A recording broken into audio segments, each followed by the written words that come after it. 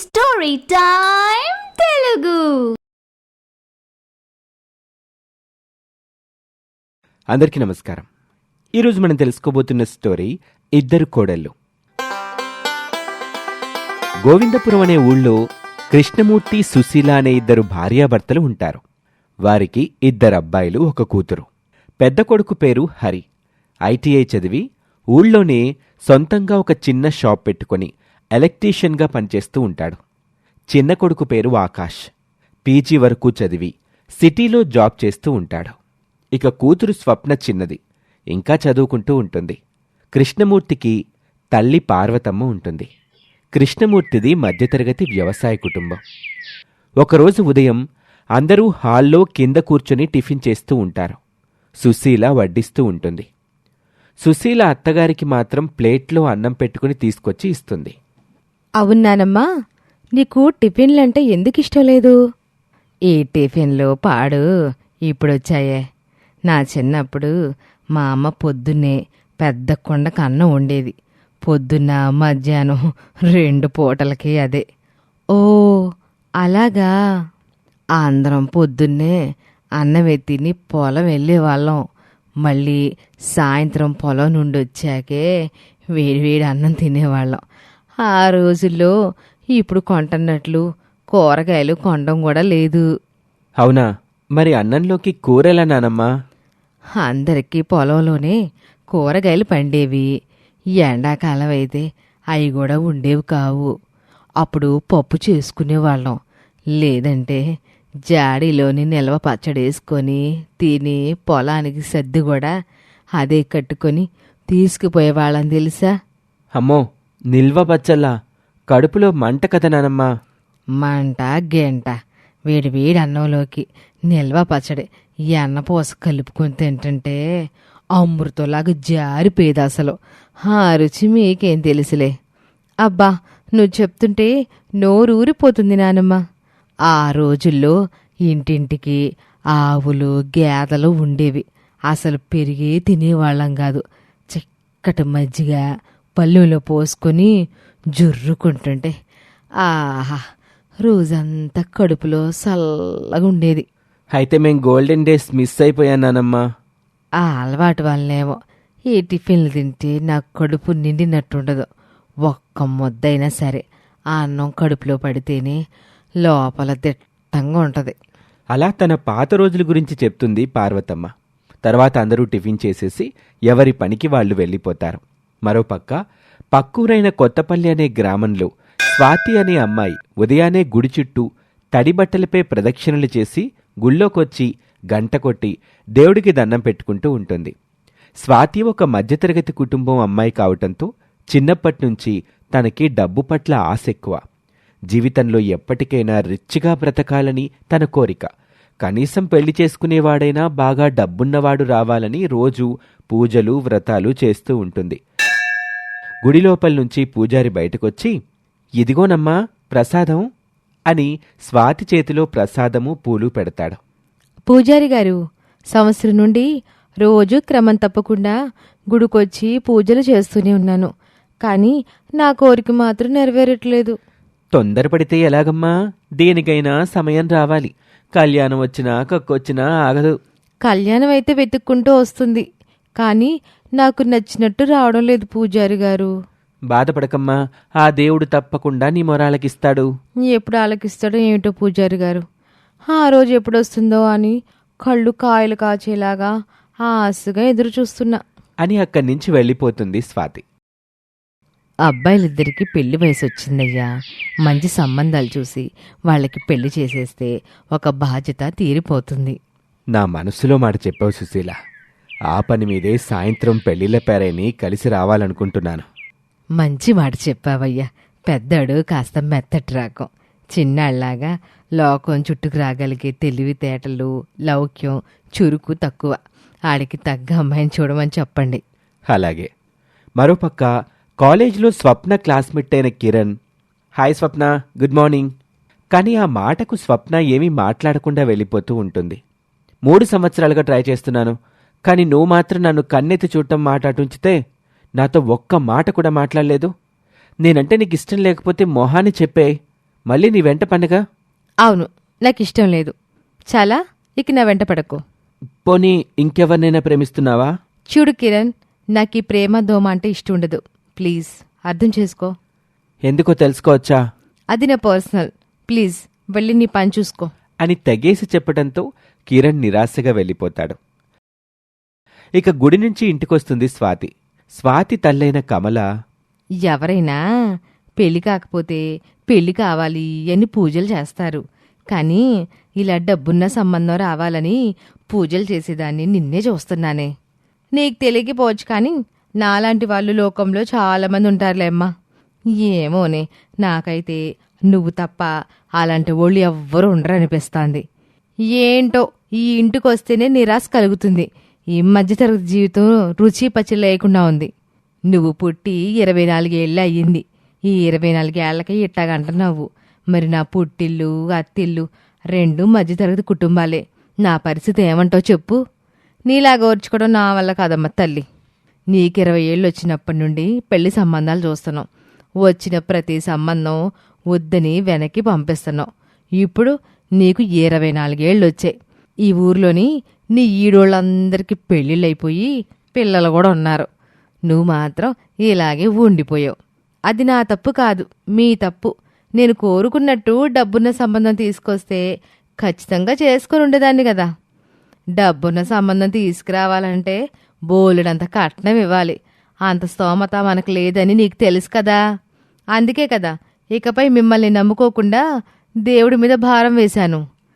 ఎన్ని పూజలు చేస్తే మాత్రం ఇలాంటి వాటికి దేవుడు మాత్రం ఏం చేస్తాడే? మీ వల్ల ఎలాగో కాదు. దేవుడిపై పెట్టుకున్న నమ్మకం కూడా పోగొట్టాలనుకుంటున్నావా? అలా ఎన్నాళ్ళనుంటావే? ఎన్నాళ్ళైనా సరే అని విసురుగా లోపలికి వెళ్ళిపోతుంది స్వాతి. ఒకరోజు ఆఫీస్లో ఆకాష్, రవినయ్, నీ పెళ్లి కుదిరింది కదా, మరి బ్యాచిలర్ పార్టీ ఏది? నా బ్యాచిలర్ పార్టీ సంగతి అలా ఉంచు, నీ బ్యాచిలర్ పార్టీ ఎప్పుడు? అది నాకు కూడా తెలీదు. మా అమ్మా నాన్నని అడగాలి. లైఫ్లో సెటిల్ అయ్యావు కదా, ఇంకా వెయిటింగ్ ఏంటి? మా అమ్మా నాన్న ఉన్నారు కదా, వాళ్ళకి తెలుసులే నాకెప్పుడు ఏది ఇవ్వాలో. ఈ రోజుల్లో కూడా ఇంకా అమ్మా నాన్న నిర్ణయాలపై ఆధారపడేవాడిని నిన్నే చూస్తున్నాను. గ్రేట్. ఇందులో గ్రేటే ఉందిరా. ఇప్పటి వరకు నాకు ఏది కావాలన్నా మా అమ్మా నాన్నే కదా చూసుకున్నారు. మరి ఇప్పుడు పెళ్లి విషయంలో మాత్రం నా సొంత నిర్ణయమా? మిగతావి వేరు, పెళ్లి వేరు కదరా. అంటే నాకు అర్థం కాలేదు నీ ఉద్దేశం ఏంటో. మిగతావి మనకి నచ్చకపోయినా అడ్జస్ట్మెంట్ అయిపోవచ్చు, లేదా వదిలేసుకోవచ్చు. కాబట్టి వాటిలో అమ్మా నాన్న జోక్యం ఓకే. కానీ లైఫ్ పార్ట్నర్ అలా కాదు కదా. ఒకసారి మన జీవితంలోకి వచ్చాక ఇష్టం ఉన్నా లేకపోయినా భరించాల్సిందే. అంటే నాకు నేనైతే కరెక్ట్ అమ్మాయిని చూసుకుంటానని చెప్తున్నావా? అవును. అలాగా. మరి మన ఓన్ సెలక్షన్ కూడా కొన్నిసార్లు ఫెయిల్ అవుతుంది కదరా, దాని సంగతి ఏంటి? దానికి మనమేం చేయలేం. కానీ అన్నీ అలా కావు కదా. మరి అమ్మా నాన్న వాళ్ళు చూసిన అమ్మాయి విషయంలో కూడా మనం అంతే అనుకోవాలి కదా. నెగిటివ్గా ఎందుకు ఆలోచించాలి? అయినా ఇంకా నాకన్నా ముందు మా అన్నయ్యకి పెళ్లి చేయాలి కదా.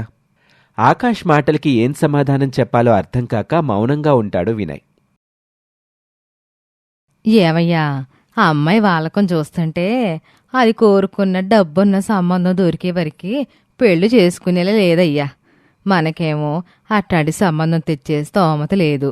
చివరికి మన అమ్మాయి ఆ జన్మ బ్రహ్మచారినిగా మిగిలిపోతుందేమోనని భయంగా ఉందయ్యా. ఆ మాటకు స్వాతి తండ్రైన నారాయణ, అందుకే నేనొక ఉపాయం ఆలోచించాను. ఏంటి? 100 అబద్ధాలాడైనా సరే ఒక పెళ్లి చేయమన్నారు కదా పెద్దలు. మనం ఒక్క అబద్ధం ఆడి మన అమ్మాయి పెళ్లి చేద్దాం. అలా చెప్పి అమ్మాయిని మోసం చేయడం తప్పు కదండి. మోసమైన మన అమ్మాయి జీవితం బావుండాలనే గదే. అంతేలేవయ్యా, నువ్వు చెప్పింది కూడా నిజమేలే. మరోపక్క కృష్ణమూర్తి పెళ్లిళ్ల పేరయ్యే ఇంటికొస్తాడు. కాని ఇంటికి తాళం వేస్తుండటంతో బయట అరుగుపై కూర్చొని అతని కోసం ఎదురు చూస్తూ ఉంటాడు. అదే సమయంలో నారాయణ కూడా అక్కడికొస్తాడు. పేరయ్య లేరా అండి? నేను ఆయన కోసం ఎదురు చూస్తున్నాను. వస్తారులేండి, కూర్చోండి. సంబంధం మీ అబ్బాయి కోసమా అమ్మాయి కోసమా? మా అబ్బాయి కోసమండి. మరి మీరు? మా అమ్మాయి కోసమండి. ఓ అలాగా. ఏం చేస్తుంటాడు మీ అబ్బాయి? మా ఊళ్ళోనే సొంతంగా షాప్ పెట్టుకుని ఎలక్ట్రీషియన్గా చేస్తున్నాడు. ఆ మాట వినగాని ఈ సంబంధమైతే తన స్తోమతికి సరిపోతుంది అనుకున్న నారాయణ, మా అమ్మాయి కూడా వంట పని ఇంటి పనులు చక్కగా చేస్తుందండి. చాలా ఓర్పుగల అమ్మాయి. ఆ మాట విన్న కృష్ణమూర్తి తన మనసులో, కోడలిగా వచ్చే అమ్మాయికి ఈ మాత్రం పనులొస్తే సరిపోతుందిగా అని అనుకొని, అలాగా, ఏది ఓసారి మీ అమ్మాయి ఫోటో చూపించండి అనగానే నారాయణ స్వాతి ఫోటో ఇవ్వటంతో ఆ ఫోటో చూసిన కృష్ణమూర్తి, మీరేమీ అనుకోపోతే ఓ మాట చెప్పమంటారా? చెప్పండి. మీ అమ్మాయికి మా అబ్బాయికి ఒకరికొకరు నచ్చితే ఇద్దరికీ పెళ్లి చేస్తే బావుంటుందనుకుంటున్నానండి. నా మనసులో కూడా అదే ఉందండి అని నారాయణ అనగానే కృష్ణమూర్తి హరి ఫోటోని నారాయణకిస్తూ, ఇదిగోండి మా అబ్బాయి హరి ఫోటో. మీకు మీ అమ్మాయికి నచ్చితే కబురు చేయండి. మిగతా కుటుంబ విషయాలు మాట్లాడుకోవడానికి పెళ్లి చూపులకొస్తాం. మీ అబ్బాయి నాకు బాగా నచ్చాడండి. మీ అమ్మాయి కూడా మాకు నచ్చిందండి. నా మాట మా అమ్మాయి కాదందు. పెళ్లి చూపులు లేకుండా నేరుగా పెళ్లి పెట్టుకున్నా నాకేం అభ్యంతరం లేదండి. మా అబ్బాయికి కూడా నేనెంతంటే అంత. అలాగే మీరన్నట్టే చేద్దాం అని ఒకరి గురించి ఒకరు వివరాలు తెలుసుకొని ఇద్దరూ సంతోషంగా వెళ్ళిపోతారు. ఇంటికొచ్చిన నారాయణ హరి ఫోటో చూపించి సంబంధం గురించి కమలా స్వాతిలతో చెప్తాడు. అమ్మా స్వాతి, వీళ్ళది మనలాగే మధ్యతరగతి కుటుంబమే. నేను ఎంక్వైరీ చేశాను. చాలా మంచి కుటుంబం అని చెప్పారు. ఆ మాటకు స్వాతి, అలాంటి సంబంధం నేను చేసుకోనని మీకు తెలుసు కదా, తెలుసు కూడా ఎందుకు తెచ్చారు? మధ్యతరగతి కుటుంబం అయినా అబ్బాయి పట్నంలో సాఫ్ట్వేర్ ఉద్యోగం చేస్తున్నాడంట, అందుకే తెచ్చాను. హరి వర్క్ చేసేది ఎలక్ట్రీషియన్గా అని కూతురికి చెప్తే పెళ్లికి ఒప్పుకోదని సిటీలో జాబ్ చేస్తున్నట్టు అబద్ధం చెప్తాడు నారాయణ. ఈ సంబంధం కూడా వదులుకుంటే నీకు జీవితంలో పెళ్లి చేయడం మా వల్ల కాదు. వాళ్ళ ఆస్తిపరులు కాకపోయినా అబ్బాయికి మంచి జీతం వస్తుంది కాబట్టి వేరు కాపురం పెట్టి డబ్బులు బాగా వెనకేసుకోవచ్చు. నువ్వు కోరుకున్నట్టు డబ్బుని దానివి కావచ్చు. ఆ మాటకు స్వాతి ఆలోచనలో పడుతుంది. ఒప్పుకోవి స్వాతి, ఈ విధంగానైనా నువ్వు కోరుకున్నట్టు లక్షాధికారురాలు అవుతావేమో అనుకొని సరే అని ఆ పెళ్లికి ఒప్పుకుంటుంది స్వాతి. ఆ మాట విని నారాయణ కమల ఊపిరి పీల్చుకుంటారు. ఇరు కుటుంబాల పెద్దలు మాట్లాడుకొని హరికి స్వాతికి మంచి ముహూర్తం చూసి పెళ్లి జరిపించేస్తారు. ఒసే స్వాతి, ఇన్నాళ్ళకి నీ కోరిక నెరవేరింది. త్వరలోనే నువ్వు గొప్ప డబ్బున్న జీవితాన్ని అనుభవించబోతున్నావు. నీకెంత అదృష్టం పట్టిందో చూడు అనుకుంటూ ఎంతో ఆశగా అత్తారింట్లో అడుగు పెడుతుంది స్వాతి. అత్తారింటికొచ్చిన స్వాతి 4 రోజులకే భర్త హరితో ఇలా అంటుంది. ఏవండి, మనం పట్నంలో కాపురం పెడదామా? పట్నంలోనా? ఎందుకు? ఎలాగూ మీ ఉద్యోగం అక్కడే కదా, పట్నానికి ఇంటికి తిరిగే పని లేకుండా అక్కడే ఉందాం. పట్నంలో ఉద్యోగం ఉన్నది నాకు కాదు, మా తమ్ముడికి. నేను మన ఊర్లోనే చిన్న షాప్ పెట్టుకుని ఎలక్ట్రీషియన్గా పనిచేస్తున్నాను. ఆ మాట వినగానే స్వాతి గుండెల్లో పిడుగుపడ్డట్టు షాక్ అవుతుంది. తన కళ్ళ వెంట కన్నీళ్లు కారుతూ ఉంటాయి. మీ వాళ్ళకి పెళ్లికి ముందే ఆ విషయం చెప్పాను కదా. అప్పుడు అర్థమవుతుంది స్వాతికి తన తల్లిదండ్రులు తనకి అబద్ధం చెప్పి పెళ్లి చేశారని. వెంటనే వస్తున్న కన్నీళ్లని భర్తకు కనిపించకుండా తుడుచుకొని ఇక ఆ విషయం గురించి ప్రస్తావించకుండా స్వాతి, ఏవండి, ఈరోజు మా పుట్టింటికి వెళ్ళొస్తాను. మా అమ్మా నాన్నని చూడాలనిపిస్తుంది. అలాగే వెళ్ళు. మా అమ్మా నాన్నలతో కూడా ఒక మాట చెప్పి వెళ్ళు. అలాగేనండి అని చెప్పి స్వాతి పుట్టింటికి వెళ్తుంది. పుట్టింటికి స్వాతి రావటంతోనే మీరు నన్ను మోసం చేసి పెళ్లి చేశారు అని కోపంగా తల్లి తండ్రిపై అరుస్తుంది స్వాతి. మరేం చేయమంటావే నువ్వు? మా మాట వినకపోతే? నీ మంచి కోసమే చేశావు తల్లి. ఈ మాత్రం దానికి ఇన్నాళ్ళు ఎందుకుండేదాన్ని? 18 ఏళ్ళప్పుడే పెళ్లి చేసుకునేదాన్ని కదా. ఇన్నాళ్ళు నా ఎదురు చూపులకి అర్థం లేకుండా చేశారు అని వెక్కి వెక్కి ఏడుస్తుంది స్వాతి. చూడమ్మా, మనకెలా రాసిపెట్టుంటే అలా జరిగి తీరుతుంది. దాన్ని ఎవరూ తప్పించలేరు. నేనిక కాపురానికి వెళ్ళను. ఆ మాటకి బిత్తరపోతారు కమలా నారాయణ. నువ్వలా చేస్తే మా పరువు పోతుంది.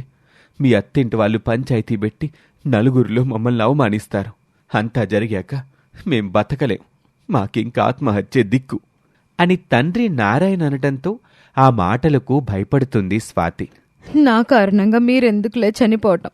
పెళ్లి చేసుకున్నాక తప్పుతుందా? అంతా నా తలరాత. నేనే సర్దుకుపోతాలే అని ఆ మరునాడు అత్తారింటికి వెళ్ళిపోతుంది స్వాతి. కాని తనకి గొప్ప డబ్బున్న జీవితం గడపాలనే కోరిక మాత్రం మనస్సులో అలాగే ఉండిపోతుంది. దాన్ని బయటపడనివ్వకుండా గొప్ప కోడల్లాగా బాధ్యతగా చాలా మంచిదానిలాగా నడుచుకుంటూ అత్తారింట్లో నటిస్తుంది.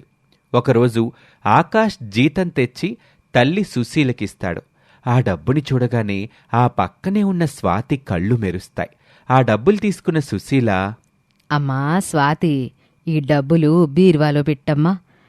అలాగే అత్తయ్యగారు అని స్వాతి డబ్బు తీసుకుని బీరువా ఉన్న గదిలోకి వెళ్ళి అందులో పెట్టబోతూ, ధనవంతుల ఇంటికి కోడలుగా వెళ్లాలన్న నీ కోరిక ఎలాగూ నెరవేరలేదు. కనీసం ఇలా అవకాశం దొరికినప్పుడల్లా ఎవరికీ అనుమానం రాకుండా డబ్బులు పక్కకు తీసుకుని నాకు నచ్చిన నగలు చీరలు కొనుక్కోవచ్చు అని అనుకొని కొంత డబ్బు తీసుకొని మిగతా డబ్బు బీరువాలో పెట్టి ఏమీ ఎరగనట్టు తాళం వేసి తాళం చెవి ఎప్పటిలా బీరువా పైన పెడుతుంది. ఇలా అప్పుడప్పుడు అత్తగారు బీరువాలో పెట్టమని ఇచ్చిన పంట డబ్బుల నుండి, ఆకాష్ జీతం డబ్బుల నుండి కొంచెం కొంచెం డబ్బులు తన అవసరాలకి తీసుకుంటూ ఉంటుంది స్వాతి. అలా కొద్ది రోజులు గడుస్తుంది. ఒకరోజు, ఓరే చిన్నాడా, నీక్కూడా పెళ్లి చేద్దామనుకుంటున్నాం, ఏమంటావ్?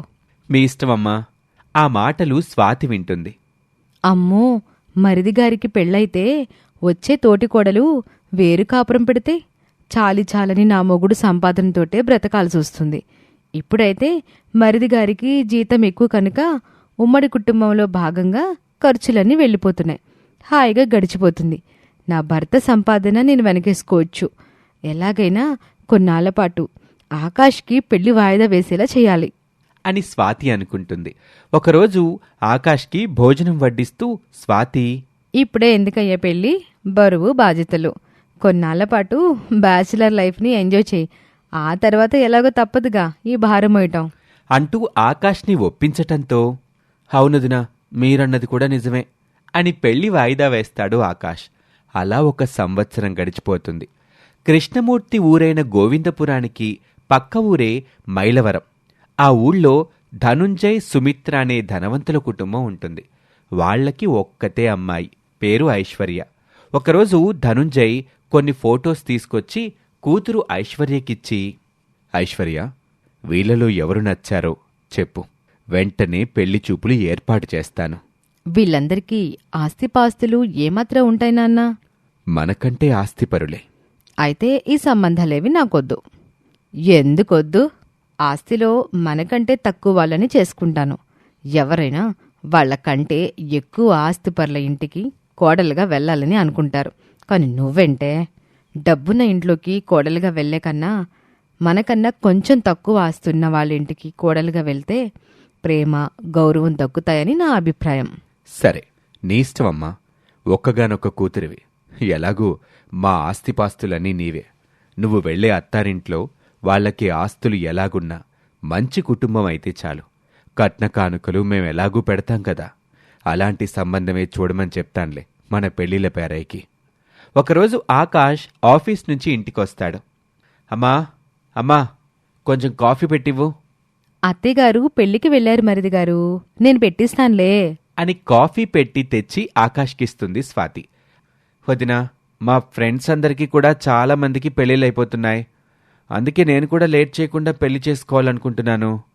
ఇప్పుడు కూడా నేనేమైనా పెళ్ళొద్దు అని అడ్డుపుల్ల వేస్తే నా మీద మరలా అనుమానం రావచ్చు. నేనిక అడ్డు చెప్పడం మంచిది కాదు అని స్వాతి తన మనసులో అనుకుంటుంది. వదినా, మీరు అన్నయ్య కలిసి అమ్మా నాన్నలకి చెప్పి త్వరలోనే మంచి సంబంధం చూసి నా పెళ్లి చేసే బాధ్యత మీరే తీసుకోవాలి. పర్వాలేదులే, వదినికి ఆ మాత్రం గౌరవం ఇచ్చావయ్యా. అలా అంటావేంటొదినా? మా అమ్మ తర్వాత నాకు నువ్వే కదా, అమ్మతో సమానం. ఇప్పుడు అంతే అంటావులేవయ్యా. రేపు పెళ్ళయ్యాక మారిపోతావు. నీ పెళ్ళ మాటలు విని నువ్వెవరు అని నిలదీస్తావు. చచ్చా, అలా ఎందుకు చేస్తాను వదినా? సర్లే, అది చూస్తానులేవయ్యా. ఇంతకీ ఎలాంటి అమ్మాయి కావాలేంటి? అందం అనుకోతో పాటు కాస్త డబ్బున్న వాళ్ళైతే బాగుంటుందనుకుంటున్నాను వదినా. మామగారి సాయంతో ఈ ఉద్యోగం మానేసి ఏదైనా వ్యాపారం చేసుకోవచ్చుగా. అమ్మో, అలా జరిగితే మాకంటే గొప్పవాడైపోతాడు. పైగా గొప్పింటమ్మాయి కోడలుగా వస్తే నేను చులకనైపోతాను అని స్వాతి స్వార్థంతో ఆలోచిస్తుంది. ఏంటయ్యా, పెళ్ళయ్యాక నువ్వు మీ అమ్మ వాళ్ళ నుండి విడిపోయి వేరు కాపురం పెట్టాలనుకుంటున్నావా ఏంటి? అయ్యో, లేదు లేదు వదినా, అలా ఎందుకు అనుకుంటాను? మరి డబ్బున్న అమ్మాయి వస్తే జరిగేది అదే కదా. నిజమా? ఎన్ని కుటుంబాల్లో చూడలేదు. డబ్బున్న ఇంటి నుంచి వచ్చిన అమ్మాయి పొగరుతూ ఉంటుంది. భర్తని, అత్తింటి వాళ్ళని లెక్క చేయదు. నిన్ను మీ వాళ్ళ నుండి విడదీస్తుంది. అది విని ఆకాష్ కూడా భయపడిపోతాడు. అమ్మో, అలాగా వదినా? అందుకే నాలాగా మధ్యతరగతి కుటుంబం నుంచి వచ్చిన అమ్మాయిని పెళ్లి చేసుకున్నావనుకో, నీ జీవితం బావుంటుంది. అలాగే వదినా. అది విని అమ్మయ్య అనుకుంటుంది స్వాతి. మరునాడు పుట్టింటికి వెళ్లిన స్వాతి మరిది పెళ్లి విషయం గురించి తల్లి తండ్రికి చెప్తుంది. ఇన్నాళ్ళు ఎలాగోలా అతని పెళ్లి ఆపాను. ఇకపై ఆపడం కుదరదు. ఇప్పుడేం చేయాలమ్మా? కమల కొద్దిసేపు ఆలోచించి, అయితే ఒక పని చేద్దాం. మన తరపు బంధువుల్లో సంబంధం చూసి మీ మరిదికి పెళ్లి చేసేసావనుకో, వచ్చే నీ తోటికోడలు నీ చెప్పు చేతల్లో ఉంటది. ఆహా, మంచి ఉపాయం చెప్పావమ్మా. కానీ మీ మరిది ఉద్యోగం చేస్తున్నాడు కాబట్టి ఖచ్చితంగా డబ్బున్న సంబంధమే చూస్తారు మీ అత్తగారు వాళ్ళు. అందుకే నాన్న, వాళ్ళు అలాంటి సంబంధం తెచ్చేలోపు మన తరపు వాళ్ళ సంబంధం చూసి పెళ్లి చేస్తే మంచిది. అలాగేనమ్మా, మన బంధువుల్లో ఏదైనా సంబంధం ఉందేమో కనుక్కుంటాను. సరే నాన్న, నువ్వు ఆ పనిలో ఉండు అని చెప్పి స్వాతి అత్తారింటికి వెళ్ళిపోతుంది. కాని అనుకోకుండా కొద్ది రోజులకే ఐశ్వర్య సంబంధం రావటం, అన్ని విధాలా ఒకరికి ఒక్కరు నచ్చటంతో ఆకాష్కి ఐశ్వర్యతో వివాహం జరిగిపోతుంది. స్వాతి తన పథకం నెరవేరినందుకు ఉస్సూరుమంటుంది. ఒకరోజు భర్తకి క్యారేజ్ తీసుకొని పొలానికి బయలుదేరుతుంది సుశీల. దారి మధ్యలో సుశీలకు తెలిసినావిడ రాజ్యలక్ష్మి కలుస్తుంది. ఏంటి రాజ్యలక్ష్మి, ఎక్కడికి బయలుదేరావు? మా బంధువుల పెళ్ళికి. ఏంటి సంగతులు? ఏముంటాయి, అంతా మామూలే. నీకేంట్లే, మన ఊర్లో నీ అంత అదృష్టవంతురాలు ఎవరున్నారు చెప్పు? ఎందుకో? ఎందుకేంటి, నీ మాట జవదాటని కొడుకులు, అత్త మాటకి ఎదురు చెప్పని కోడళ్ళు. ఆ అదృష్టం అందరికి వస్తుందా? తన మాటలకి పకపకా నవ్వుతుంది రాజ్యలక్ష్మి. నేను మాట్లాడింది అబద్ధం అన్నట్టు అట్లా వ్యంగ్యంగా నవ్వుతున్నావు ఏంటి రాజ్యలక్ష్మి? మరి కాక ఇంకేమిటి? సుశీల ఏమీ అర్థం కానట్టు అయోమయంగా చూస్తుంది రాజ్యలక్ష్మి వైపు. ఇంటి గొడవలో వీధికి ఎక్కితే నలుగురిలో పరువు తక్కువ. అందుకే కడుపులో దాచుకుని కక్కలేక మింగలేక చేస్తున్నాను. నువ్వు చెప్పేది నిజమా? అసలు నమ్మలేకపోతున్నాను రాజ్యం. కోడళ్ళందరూ బాగానే కలిసిమెలిసి ఉంటున్నారు కదా. అదంతా బయటికి చూడ్డానికే, లోపల కథ వేరే. మరి ఎప్పుడూ ఎవరితో అనలేదేంటి? ఏమని చెప్పను సుశీల, కడుపు చించుకుంటే కాళ్ళ మీద పడుతుంది. ఇంటి సమస్యలు చాలా సున్నితమైనవి. ఆలోచన లేకుండా ప్రవర్తిస్తే చాలా ఇబ్బంది పడతాం. పైగా నేను ఇంటి పెద్దనే. నా కుటుంబాన్ని మొక్కలు కాకుండా జాగ్రత్తగా కాపాడుకోవాల్సిన బాధ్యత నాపై ఉంది. నువ్వేమీ అనుకోకపోతే మీ కుటుంబంలో ఉన్న ఆ సమస్య ఏమిటో నాకు చెప్తావా? నేనెవరితోటి అనను. అయ్యో, నీకు చెప్పడానికి ఇబ్బంది ఏముందిలే, కానీ నా కూతురు పెళ్లి గురించే నా బాధంతా. అసలు మీ అన్నయ్య బ్రతుకుంటే ఈ బాధ ఉండేది కాదు. తన పెళ్లికొచ్చిన ఇబ్బంది ఏంటి? నీ కోడలాళ్ళు ఆడబిడ్డని బాగానే చూసుకుంటున్నారు కదా. ప్రస్తుతానికి చూసుకోవడంలో లోటేమి లేదు, కానీ వాళ్ళ భర్తల సంపాదన నుండి ఆడబిడ్డకి కట్నం ఇవ్వడానికి మాత్రం ఇష్టపడట్లేదు.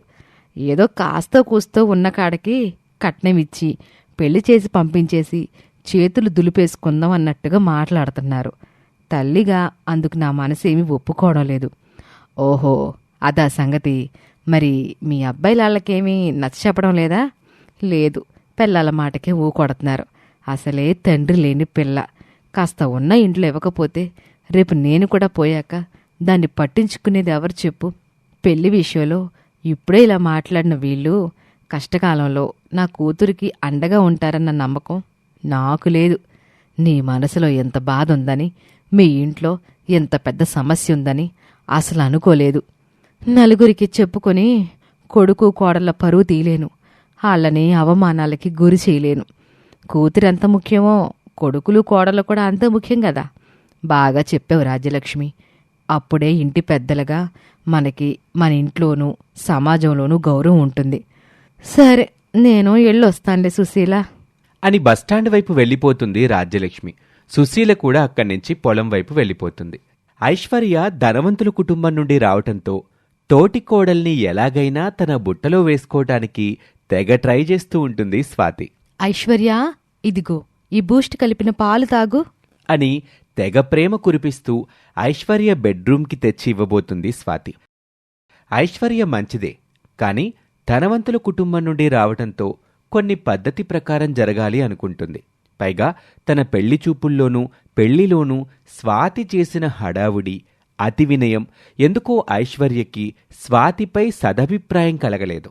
ఇంట్లో అందరితో కలివిడిగా ఉన్న స్వాతిని మాత్రం కొంచెం దూరం పెడుతుంది ఐశ్వర్య. ఇతరుల బెడ్రూంలోకి వచ్చే ముందు తలుపు కొట్టి రావాలన్న పద్ధతి మీకు తెలీదా? ఐశ్వర్య అలా మాట్లాడడంతో స్వాతికి అవమానంగా అనిపిస్తుంది. చిచి, డబ్బు కోసం ఈ దొంగమొహం దాన్ని బుట్టలో పడేయడానికి ఇంత మాట పడాల్సి వచ్చింది. నీకెన్ని కష్టాలొచ్చాయే స్వాతి అని అనుకుంటూ, అయ్యో హడావిడిలో నేనది ఆలోచించలేదు. ఏమీ అనుకోక ఐశ్వర్య, ఇంకోసారి అలా రాను. అయినా నాకు పాలు ఇష్టం ఉండదు. సరే, ఏది ఇష్టమో చెప్పు, తీసుకొస్తాను. నాకిప్పుడేం అవసరం లేదు. నాకు కావలసి నేనే తెచ్చుకుంటాను అని స్వాతితో అంటుంది ఐశ్వర్య. బహుశా నువ్వేదో పనిలో ఉంటే డిస్టర్బ్ చేసినట్టున్నాను. సరే సరే, వెళతాను. నీకేదైనా కావాలంటే నన్ను అడుగు. ఇంటి పనులు, వంట పనులన్నీ నేనే చూసుకుంటాను. నువ్వు హాయిగా రెస్ట్ తీసుకో అని స్వాతి ఐశ్వర్య గది నుండి బయటకొచ్చేస్తుంది. ఇక పొలానికి క్యారేజ్ తీసుకొని వెళ్లిన సుశీల, యావయ్యా, అమ్మాయికి పెళ్లి చేస్తే బాగుంటదేమో. ఇప్పుడు అంత అర్జెంటే ఉంది, మొన్నేగా చిన్నోడికి పెళ్లి చేశాం. ఇంకా లేట్ అయితే మనం ఇబ్బందులు పడతామేమోనండి. ఇబ్బందులా? ఏంటవి? ఇద్దరు కోడళ్ళు ఒకటైపోయి మనల్ని ఇబ్బంది పెట్టొచ్చు. మన అబ్బాయిల్ని వాళ్ళ వైపు తిప్పుకోవచ్చు. మన అబ్బాయిలు అలాంటి వాళ్ళు కాదే. నా భయం వచ్చిన కోడళ్ళ గురించండి. వచ్చినప్పటి నుండి మన పెద్ద కోడల్ని చూస్తానే ఉన్నాం. చాలా మంచి పిల్ల. చిన్న కోడలు కూడా మనతో బాగానే కలిసిపోయి ఉంటుందిలే. ఇప్పటి వరకు సరేనయ్యా, తర్వాత ఎవరెట్టా మారతారో ఎవరికి తెలుసు. సరే, నువ్వు అనుకుంటున్నట్టు జరిగినా అమ్మాయి పెళ్లి చేయడానికి మనకేంటి ఇబ్బంది? అబ్బాయిల సంపాదన పైన ఆధారపడకుండా అమ్మాయి పెళ్లి చేసే స్తోమత మనకి లేదు కదా. రేపటి రోజున మన కోడళ్ళు భర్తల సంపాదన నుండి ఆ ఖర్చుకి ఒప్పుకుంటారో లేదోనని. వచ్చిన కోడళ్ళకి తెలియకపోవచ్చు గాని మన అబ్బాయిలకి తెలియదా? మనం ఎంత కష్టపడి వాళ్ళని చదివిచ్చామో, మన కుటుంబ ఆర్థిక పరిస్థితి ఏంటో. నా ఆలోచన నీకు ఇంకా అర్థం కాలేదు. ఖచ్చితంగా అలాగే జరుగుతుందని నేను అనడం లేదు. కానీ ఒకవేళ జరిగితే అప్పుడు ఇబ్బంది పడతాం కదా అని. అయితే మాత్రం నువ్వన్నదే నిజమైతే చూస్తూ ఊరుకుంటావా ఏంటి మనం? అని కృష్ణమూర్తి కోపంగా అంటాడు. మొల్లకంప మీద పడ్డాక లాక్కునే పరిస్థితి ఎందుకు చెప్పండి? ముందే మేలుకుంటే సరి. ఎవరికి ఏ గొడవలు ఉండవు. మనకి పిల్లలకి మధ్య ఎటువంటి మనస్పర్ధలు ఉండవు. కీడించి మేలంచడం మంచిది గదా. ఆ మాటకి కృష్ణమూర్తి ఆలోచనలో పడతాడు. సరేలే, నువ్వన్నట్టు అలాగే చేద్దాం. సాయంత్రం అత్తయ్య గారికి కూడా మన మనసులో మాట చెబుదాం. ఆవిడేమంటారో దాన్ని బట్టి చూద్దాం. సరే. ఆ రోజు సాయంత్రం కృష్ణమూర్తి, సుశీల స్వప్న పెళ్లి విషయం పార్వతమ్మకి చెప్తారు. అందుకు ఆమె కూడా సరే అంటుంది. వాళ్ళ మాటలు చాటుగా ఉండి వింటుంది స్వాతి. ఇప్పుడు ఆ స్వప్నకి పెళ్లి చేస్తే బోలెడంత కట్నం ఇవ్వాలి. ఎలాగైనా రూపాయి కట్నం ఇవ్వకుండా దాన్ని పెళ్లి చేసి పంపించాలి అని స్వాతి అనుకుంటుంది. ఒకరోజు అందరూ భోజనం చేసి హాల్లో కూర్చుంటారు. ఒరేయ్ హరి, ఆకాషు, మీతో ఒక ముఖ్యమైన విషయం మాట్లాడాలరా. ఏనాన్నది? స్వప్నకు కూడా పెళ్లి సంబంధాలు చూడాలనుకుంటున్నాం. దాని చదువు పూర్తయ్యే సమయానికి పెళ్లికి కావాల్సిన డబ్బులు ఏర్పాటు చేసుకుంటే మంచిదని మీకో మాట చెప్తున్నాను. మీరేమంటారు? ఉన్నది ఒక్కతే ఆడపిల్ల కదా.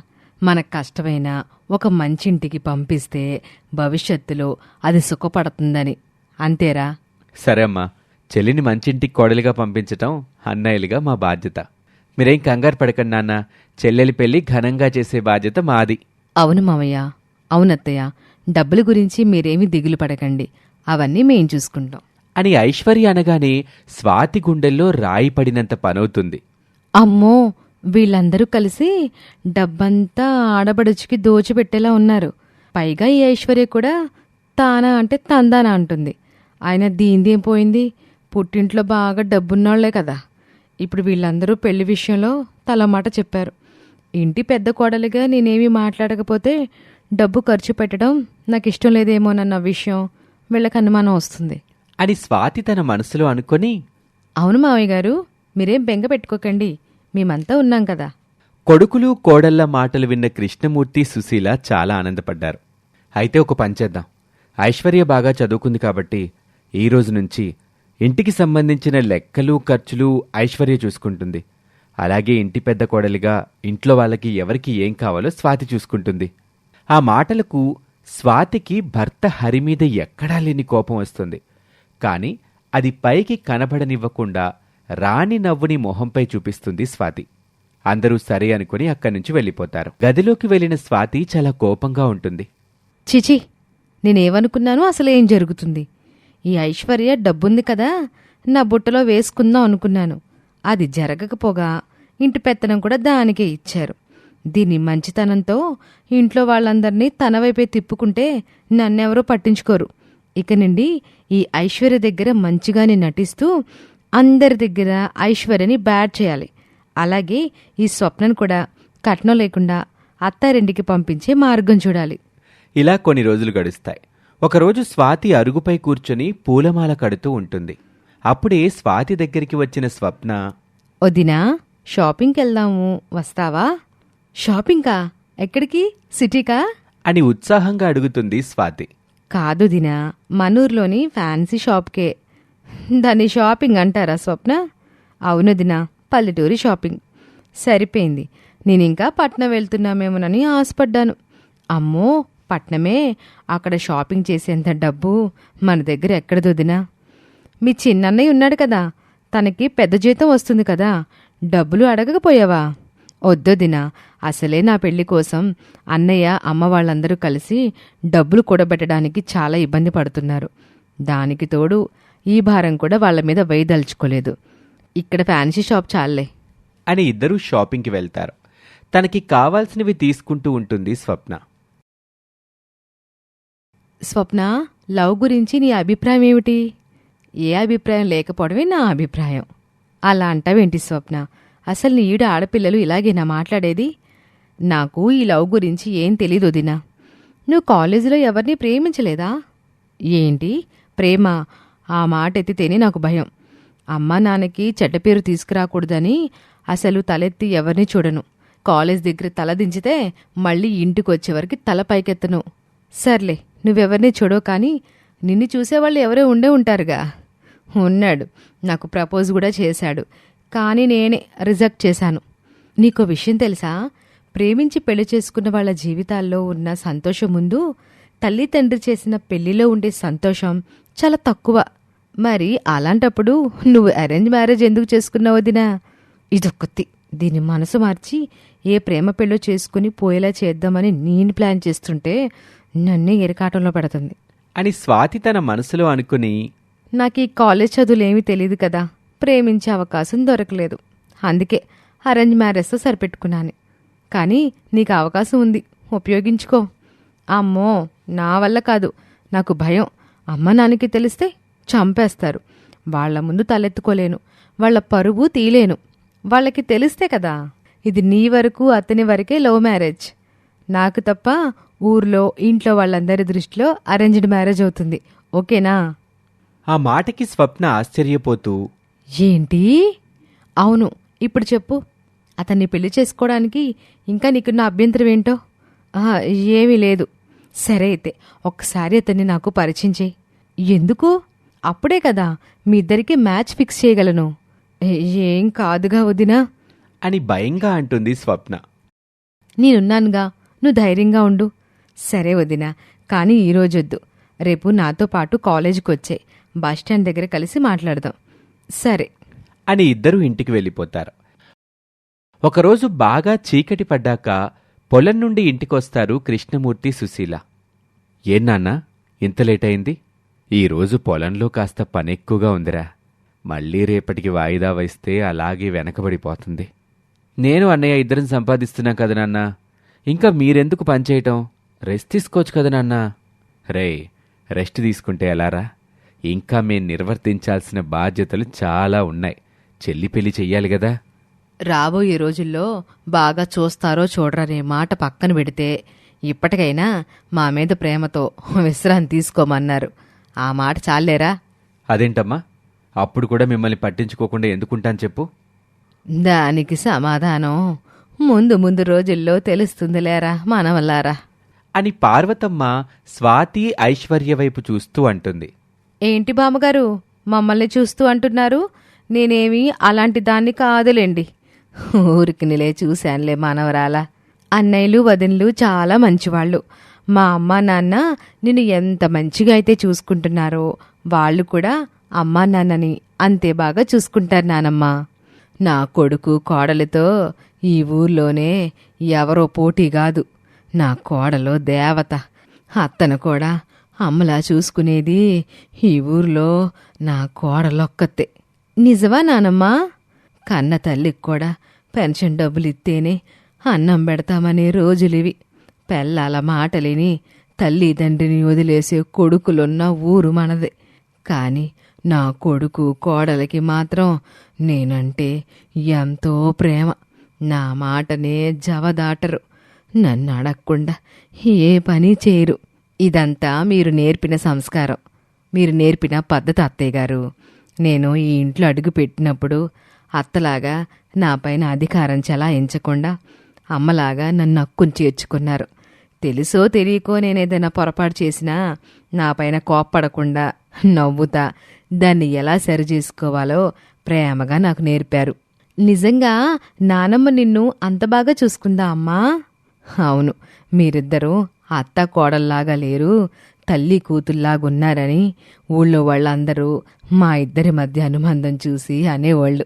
నువ్వు గ్రేట్ నానమ్మా.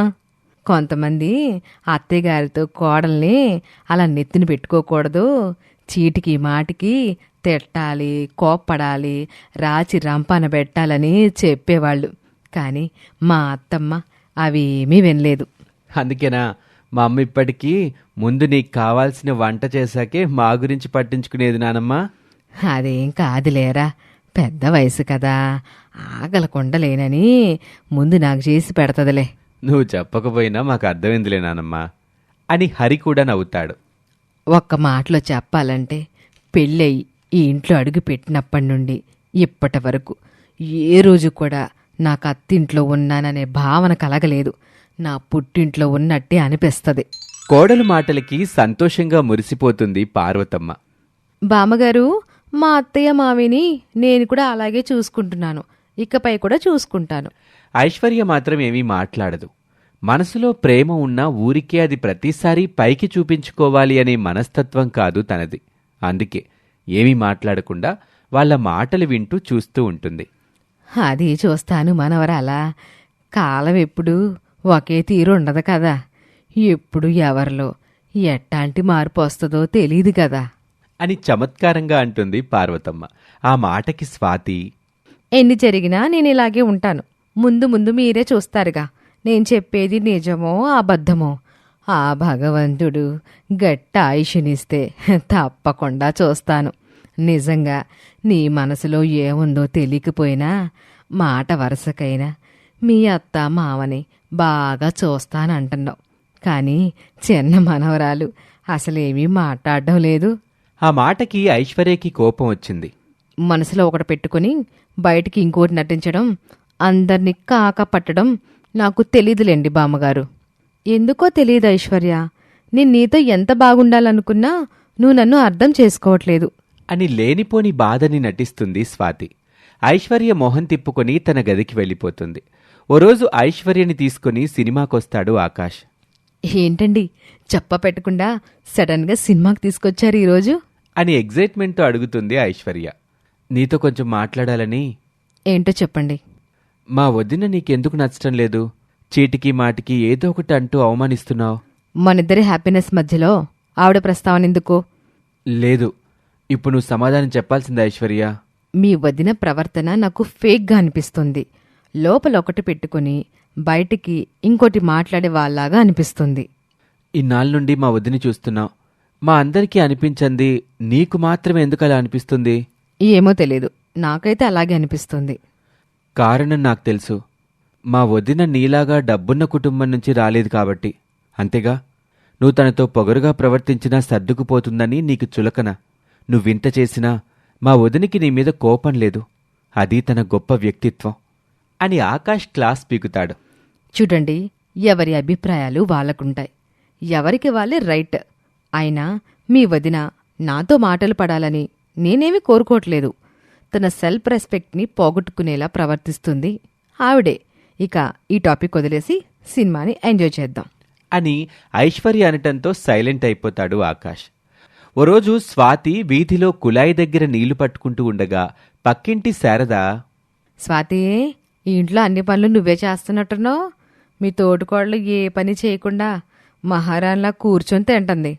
పాపం, తను చిన్నప్పటి నుండి డబ్బులో గారాబంగా పెరిగిన పిల్ల. ఈ పనులేవి తనకి తెలియవు కదా, ఎలా చేయగలదు? అవసరమైతే నేర్చుకోవాలి. నువ్విలా తనని వెనకేసుకొని వస్తే ముందు ముందు చాలా ఇబ్బంది పడతావు. తను కూడా నీలాగే ఆ ఇంటి కోడలే కదా. అయితేలే, తను నా చెల్లి లాంటిది. తన బదులు కూడా నేనే అన్ని పనులు చేస్తాను. అప్పుడే అనుకోకుండా ఆ వైపు వచ్చి దూరంగా నిలబడి వాళ్ళ మాటలు విన్న ఐశ్వర్య, ఇన్నాళ్ళు నేను పొరపాటున స్వాతి అక్క గురించి తప్పుగా ఆలోచిస్తున్నాననుకుంటా. తను చాలా మంచిదానిలా ఉంది. ఇక నుండి తనతో బావుండాలి అని ఐశ్వర్య అనుకొని అక్కడి నుంచి వెళ్ళిపోతుంది. కానీ అప్పటికే అక్కడ ఐశ్వర్య ఉన్నది అన్న విషయం గ్రహించిన స్వాతి కావాలనే అలా మాట్లాడుతుంది. ఇక ఐశ్వర్య వెళ్ళిపోగానే శారదతో స్వాతి, దానికి పొగరు మామూలుగా లేదు. ధనవంతుల కుటుంబం నుండి వచ్చానని అహంకారం.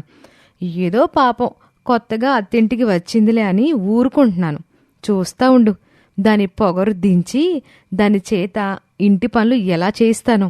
ఆ మాటలకి శారద షాక్ అవుతుంది. ఇప్పటిదాకా తన పట్ల ప్రేమగా మాట్లాడావు, ఇప్పుడేంటి ఇలా అంటున్నావు? ఇందాక మనం మాట్లాడుకునేటప్పుడు అది ఆ పక్కనే ఉండి వింటూ ఉందిలే. అయినా అదంటే నాకేం భయం లేదనుకో. కాకపోతే మరీ మొహాన్ని అనడం సంస్కారం కాదు కదా అని అలా మాట్లాడాను. చూడు, రేపటి నుండి అక్క అక్క అంటూ అభిమానంతో నేనంటే పడి చస్తుంది అని నీళ్ల బిందెత్తుకొని వెళ్ళిపోతుంది స్వాతి. ఇక షాప్ ఊళ్ళోనే ఉండటంతో ఎప్పుడైనా వర్క్ బిజీగా ఉన్నప్పుడు భర్తకి భోజనం తీసుకుని వెళ్తుంది స్వాతి. మధ్యతరగతి కుటుంబంలో పుట్టి మొదటి నుండి రిచ్గా బ్రతకాలనే కోరికలున్న స్వాతి, ఏవండి, మీరు కూడా మీ తమ్ముళ్లాగా బాగా చదువుకొని ఉండుంటే ఈ బల్బులు ఫ్యాన్లు బిగించుకునే పరిస్థితి లేకుండా చక్కగా ఉద్యోగం చేసేవాళ్ళు కదా. ఏం చేయమంటావు? మా నాన్న ఇద్దరినీ కష్టపడి చదివించాడు. కానీ నాకే చదువు రాలేదు. అందుకే ఐటీఐతో సరిపెట్టాను. అయినా ఇప్పుడు మాత్రం ఏమైందిలే, మా తమ్ముడంత కాకపోయినా మనం బ్రతకడానికి కావాల్సిన మంచి సంపాదనే వస్తుందిగా. ఉద్యోగం ఉంటే పట్నం వెళ్ళి పెద్ద అపార్ట్మెంట్లో ఉండేవాళ్ళం. పట్నంలో ఏముంది, పొగ పొల్యూషన్ తప్ప. ఇక్కడ చూడు ఎంత ప్రశాంతమైన వాతావరణమో. పట్నం వెళ్ళి 1,00,000 సంపాదించినా ఒకటే, సొంత ఊళ్ళో ఉండి 10,000 సంపాదించినా ఒకటే నా దృష్టిలో. ఏమీ కాదు. అక్కడ పెద్ద షాపింగ్ మాల్లు, అపార్ట్మెంట్లు, సినిమా హాళ్ళు, పార్కులు, ఖరీదైన వాహనాలు, పెద్ద పెద్ద రోడ్లు, అబ్బో ఇంకా చాలా ఉంటాయట. పట్నంలో ఉండాలని నాకు చిన్నప్పటి నుండి కోరికండి. ఆహా, ఆ కోరికలు ఈ జన్మలో తీరేవి కావలే గాని ఎక్కువగా ఆశపడకు. మీకు బదులు పట్నంలో ఉద్యోగం చేసే వ్యక్తిని చేసుకుని ఉండుంటే అవన్నీ అనుభవించేదాన్నండి. సర్లే, వచ్చే జన్మలో నువ్వు కోరుకున్నట్టే ఉద్యోగం చేసేవాడిని చేసుకుని అనుభవిద్దు గాని ఇప్పుడైతే అన్నం పెట్టు, ఆకలవుతుంది అని హరి అనటంతో స్వాతి భోజనం వడ్డిస్తుంది. ఓ రోజు ఎవ్వరూ ఇంట్లో లేరు. స్వాతి ఒక్కతే వంట చేస్తూ ఉంటుంది. అక్క అని ఐశ్వర్య ప్రేమగా ఎంతో మర్యాదగా స్వాతిని పిలుస్తుంది. తనలా పిలుస్తుందని స్వాతికి ముందే తెలిసినా ఆ పిలుపు తనని సంభ్రమాశ్చర్యానికి గురిచేసినట్టు నటిస్తుంది స్వాతి. ఎవరిని? నన్నేనా ఐశ్వర్య? అవునక్క, నిన్నే. స్వాతి ఆస్కార్ లెవెల్లో పర్ఫార్మెన్స్ ఇస్తూ ఆనంద బాష్పాలు కారుస్తుంది. అక్క అని ఎంత ప్రేమగా పిలిచావు ఐశ్వర్య. నాకు చెల్లి లేదనే బాధని తీర్చేశావు. ఇన్ని రోజులు నేను నీతో ప్రవర్తించిన తీరు తలుచుకుంటుంటే నాకే సిగ్గేస్తుంది. చెప్పాను కదే, నేను నా కాళ్ళ దగ్గరికి రప్పించుకుంటానని. ఈ స్వాతి అంటే ఏమనుకున్నావు? నీలాంటి వాళ్ళని ఎంతమంది చూసుంటాను. నన్ను క్షమించక్క, నీతో చాలా తప్పుగా ప్రవర్తించాను. అయ్యో, నేను నిన్ను క్షమించడం ఏంటి ఐశ్వర్య? ఏదో తెలుసో తెలియకో నా చెల్లి తప్పు చేస్తే నేను ఆ మాత్రం కడుపులో దాచుకోలేనా చెప్పు? అక్కంటే ఎవరు? అమ్మ తర్వాత అమ్మ లాంటిది కదా. థ్యాంక్స్ అక్క. ఇక్కడి నుండి మనిద్దరం కలిసిమెలిసి ఉందాం. నేను కూడా ఇంటి పనులు చేయడంలో నీతో పాటు భాగం పంచుకుంటాను. వద్దులే ఐశ్వర్య, నేను చూసుకుంటానులే. లేదక్కా, ప్లీజ్ వద్దు. నా చెల్లి పనిచేయడం నేను చూడలేను. నా మాట కాదనుకు చెల్లి. సరే అక్క. ఇంకో మాట, నువ్విలా మారిపోయినట్టు ఇంట్లో వాళ్ళకి తెలియనివ్వకు. ఎందుకక్కా? నీలో సడన్గా వచ్చిన మార్పుని ఎవరూ నమ్మలేరు, నాటకమేమో అనుకుంటారు. అవును, అది నిజమేనక్కా. అందుకే సమయం చూసుకొని నేనే నీ గురించి ఇంట్లో చెప్తాను. అప్పటి వరకు అందరూ ఉన్నప్పుడు నాతో మామూలుగానే ప్రవర్తించు. సరే అక్క అని ఐశ్వర్య అంటుంది. పాపం స్వాతి ఎత్తుగడ ఐశ్వర్యకి తెలియదు. అలా ఆ రోజు నుండి ఐశ్వర్య స్వాతితో చాలా ప్రేమగా ఉంటుంది. స్వాతి ఏం చెప్పినా వినేది. ఐశ్వర్య తన నగలు, ఖరీదైన చీరలు స్వాతికిస్తూ ఉంటుంది. ఒకరోజు పుట్టింటికొచ్చిన స్వాతి తను వేసుకున్న నగలన్నీ అందరికీ కనిపించేలా చీరను సవరించుకుంటూ ఊళ్ళో వాళ్ళందరినీ పలకరిస్తూ తల్లి కమలతో కలిసి వీధిలో నడుచుకుంటూ వెళ్తూ ఉంటుంది. దారిలో స్వాతి చిన్నప్పటి స్నేహితులైన లత, రేణుక స్వాతిని చూస్తారు. ఒకప్పుడు తక్కువ ఖరీదు ముతక చీరలు కట్టుకుని తిరిగిన దీనికి అత్తింటికెళ్ళాక ఎంత అదృష్టం పట్టిందో చూడు. ఆ పక్కనే ఉన్న రేణుక, అవునే, కోతికి కొబ్బరి చెప్ప దొరికినట్టు ఖరీదైన నగలు, చీరలు దీనికి మాత్రమే ఉన్నట్టు ఇంకెవరికి లేవనుకుంటోంది. తెగ తిప్పుకుంటా తిరుగుతోంది అంటూ ఇద్దరూ మూతులు తిప్పుకుంటారు.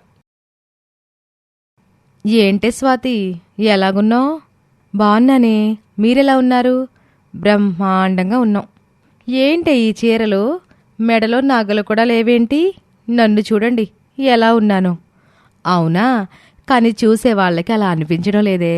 చిన్నప్పటి నుండి చీరలకి నగలకి మొహం వాచి నీ నగలతో పాటు మీ అత్తింటి వారికి తెలియకుండా వాళ్ళందరి నగలు కూడా వేసుకొచ్చి ఫోజులు కొడుతున్నావేమో అనిపిస్తుంది అని స్వాతికి సెటైర్ వేస్తారు లతా, రేణుక. వీళ్ళ మొహాలు మండ, నన్నిలా చూసి కళ్ళు మండిపోతున్నాయి వీళ్ళకి. నా నగలు చీర చూసి ఈర్ష్య పడుతున్నారు. అమ్మాయి పద, ఇంటికెళ్ళాక నీకు దిష్టి తీయాలి. పాడు కళ్ళు మొత్తం నా కూతురి మీదే ఉన్నాయి అని కూతుర్ని తీసుకుని ఇంటికి వెళ్ళిపోతుంది కమల. కూతురికి దిష్టి తీస్తూ, కమలా, ఆ రోజు నాకీ పెళ్లి ఎందుకు చేశారని మాపై కోపడ్డావు. ఇప్పుడు చూడు ఎంత అదృష్టం పట్టిందో నీకు. ఇది మాత్రం ఎన్నాళ్ళుంటుందిలే. ఆ ఐశ్వర్య మొగుడుతో వేరు కాపురం పెట్టించినంతవరకే కదా. ఆ అపసగనపు మాటలు ఆపవే. కాస్త మంచిగా ఆలోచించు. దాని చేత వేరు కాపురం పెట్టించకుండా ఉండేందుకు నీ తెలివితేటలు, నీ పథకాలు నీకున్నాయి కదా. అదే నా ధైర్యం కూడా. కానీ ఎన్నాళ్ళని దానికి నా ప్లాన్లు తెలియకుండా ఉంటాయి చెప్పు. ఏదో ఒకరోజు తెలిసిపోతే అప్పుడేం చెయ్యాలి? అప్పుడు తెప్పలు అప్పుడు చూద్దాంలే. ఆయన ఎప్పుడో జరగబోయేదానికి ఇప్పటి నుండి భయం దేనికి? సంతోషంగుండు. అది నిజమేలే. అయినా ఏదో అలా అన్నానే కానీ అంత సులువుగా నా ప్లాన్లు దానికి తెలియనిస్తానా ఏమిటి? అది నా కూతురంటే. సరేనమ్మా, వెళ్ళొస్తాను అని అత్తారింటికి వెళ్ళిపోతుంది స్వాతి. ఇలా జరుగుతూ ఉండగా ఒకరోజు పక్కింటి శారదతో ఇంటి బయట స్వాతి మాట్లాడుతూ ఉంటుంది. ఆ ఐశ్వర్యకి ముక్కు తాడేసి నా కాళ్ళ దగ్గరికి తెచ్చుకున్నాను తెలుసా? అప్పుడు ఆశ్చర్యంగా శారద, నిజమా? అవును. ఆ రోజు నీతో దాని గురించి ప్రేమగా మాట్లాడింది విని అదంతా నిజమే అనుకుంది పిచ్చిది. అంతే, అప్పటి నుండి నా మాయలో పడిపోయి నేను కూర్చోమంటే కూర్చుంటుంది, నిల్చోమంటే నిల్చుంటుంది. దాన్ని సర్కస్లో కోతిని ఆడిస్తున్నట్టు ఆడిస్తున్నాననుకో. కాని ఐశ్వర్య దూరంగా ఉండి వాళ్ళ మాటలు వింటున్న సంగతి స్వాతికి తెలియదు. ఐశ్వర్య కోపం నసాలానికి అంటుకుంది. అమ్మో, నువ్వు మామూలు దానివి కాదు స్వాతి.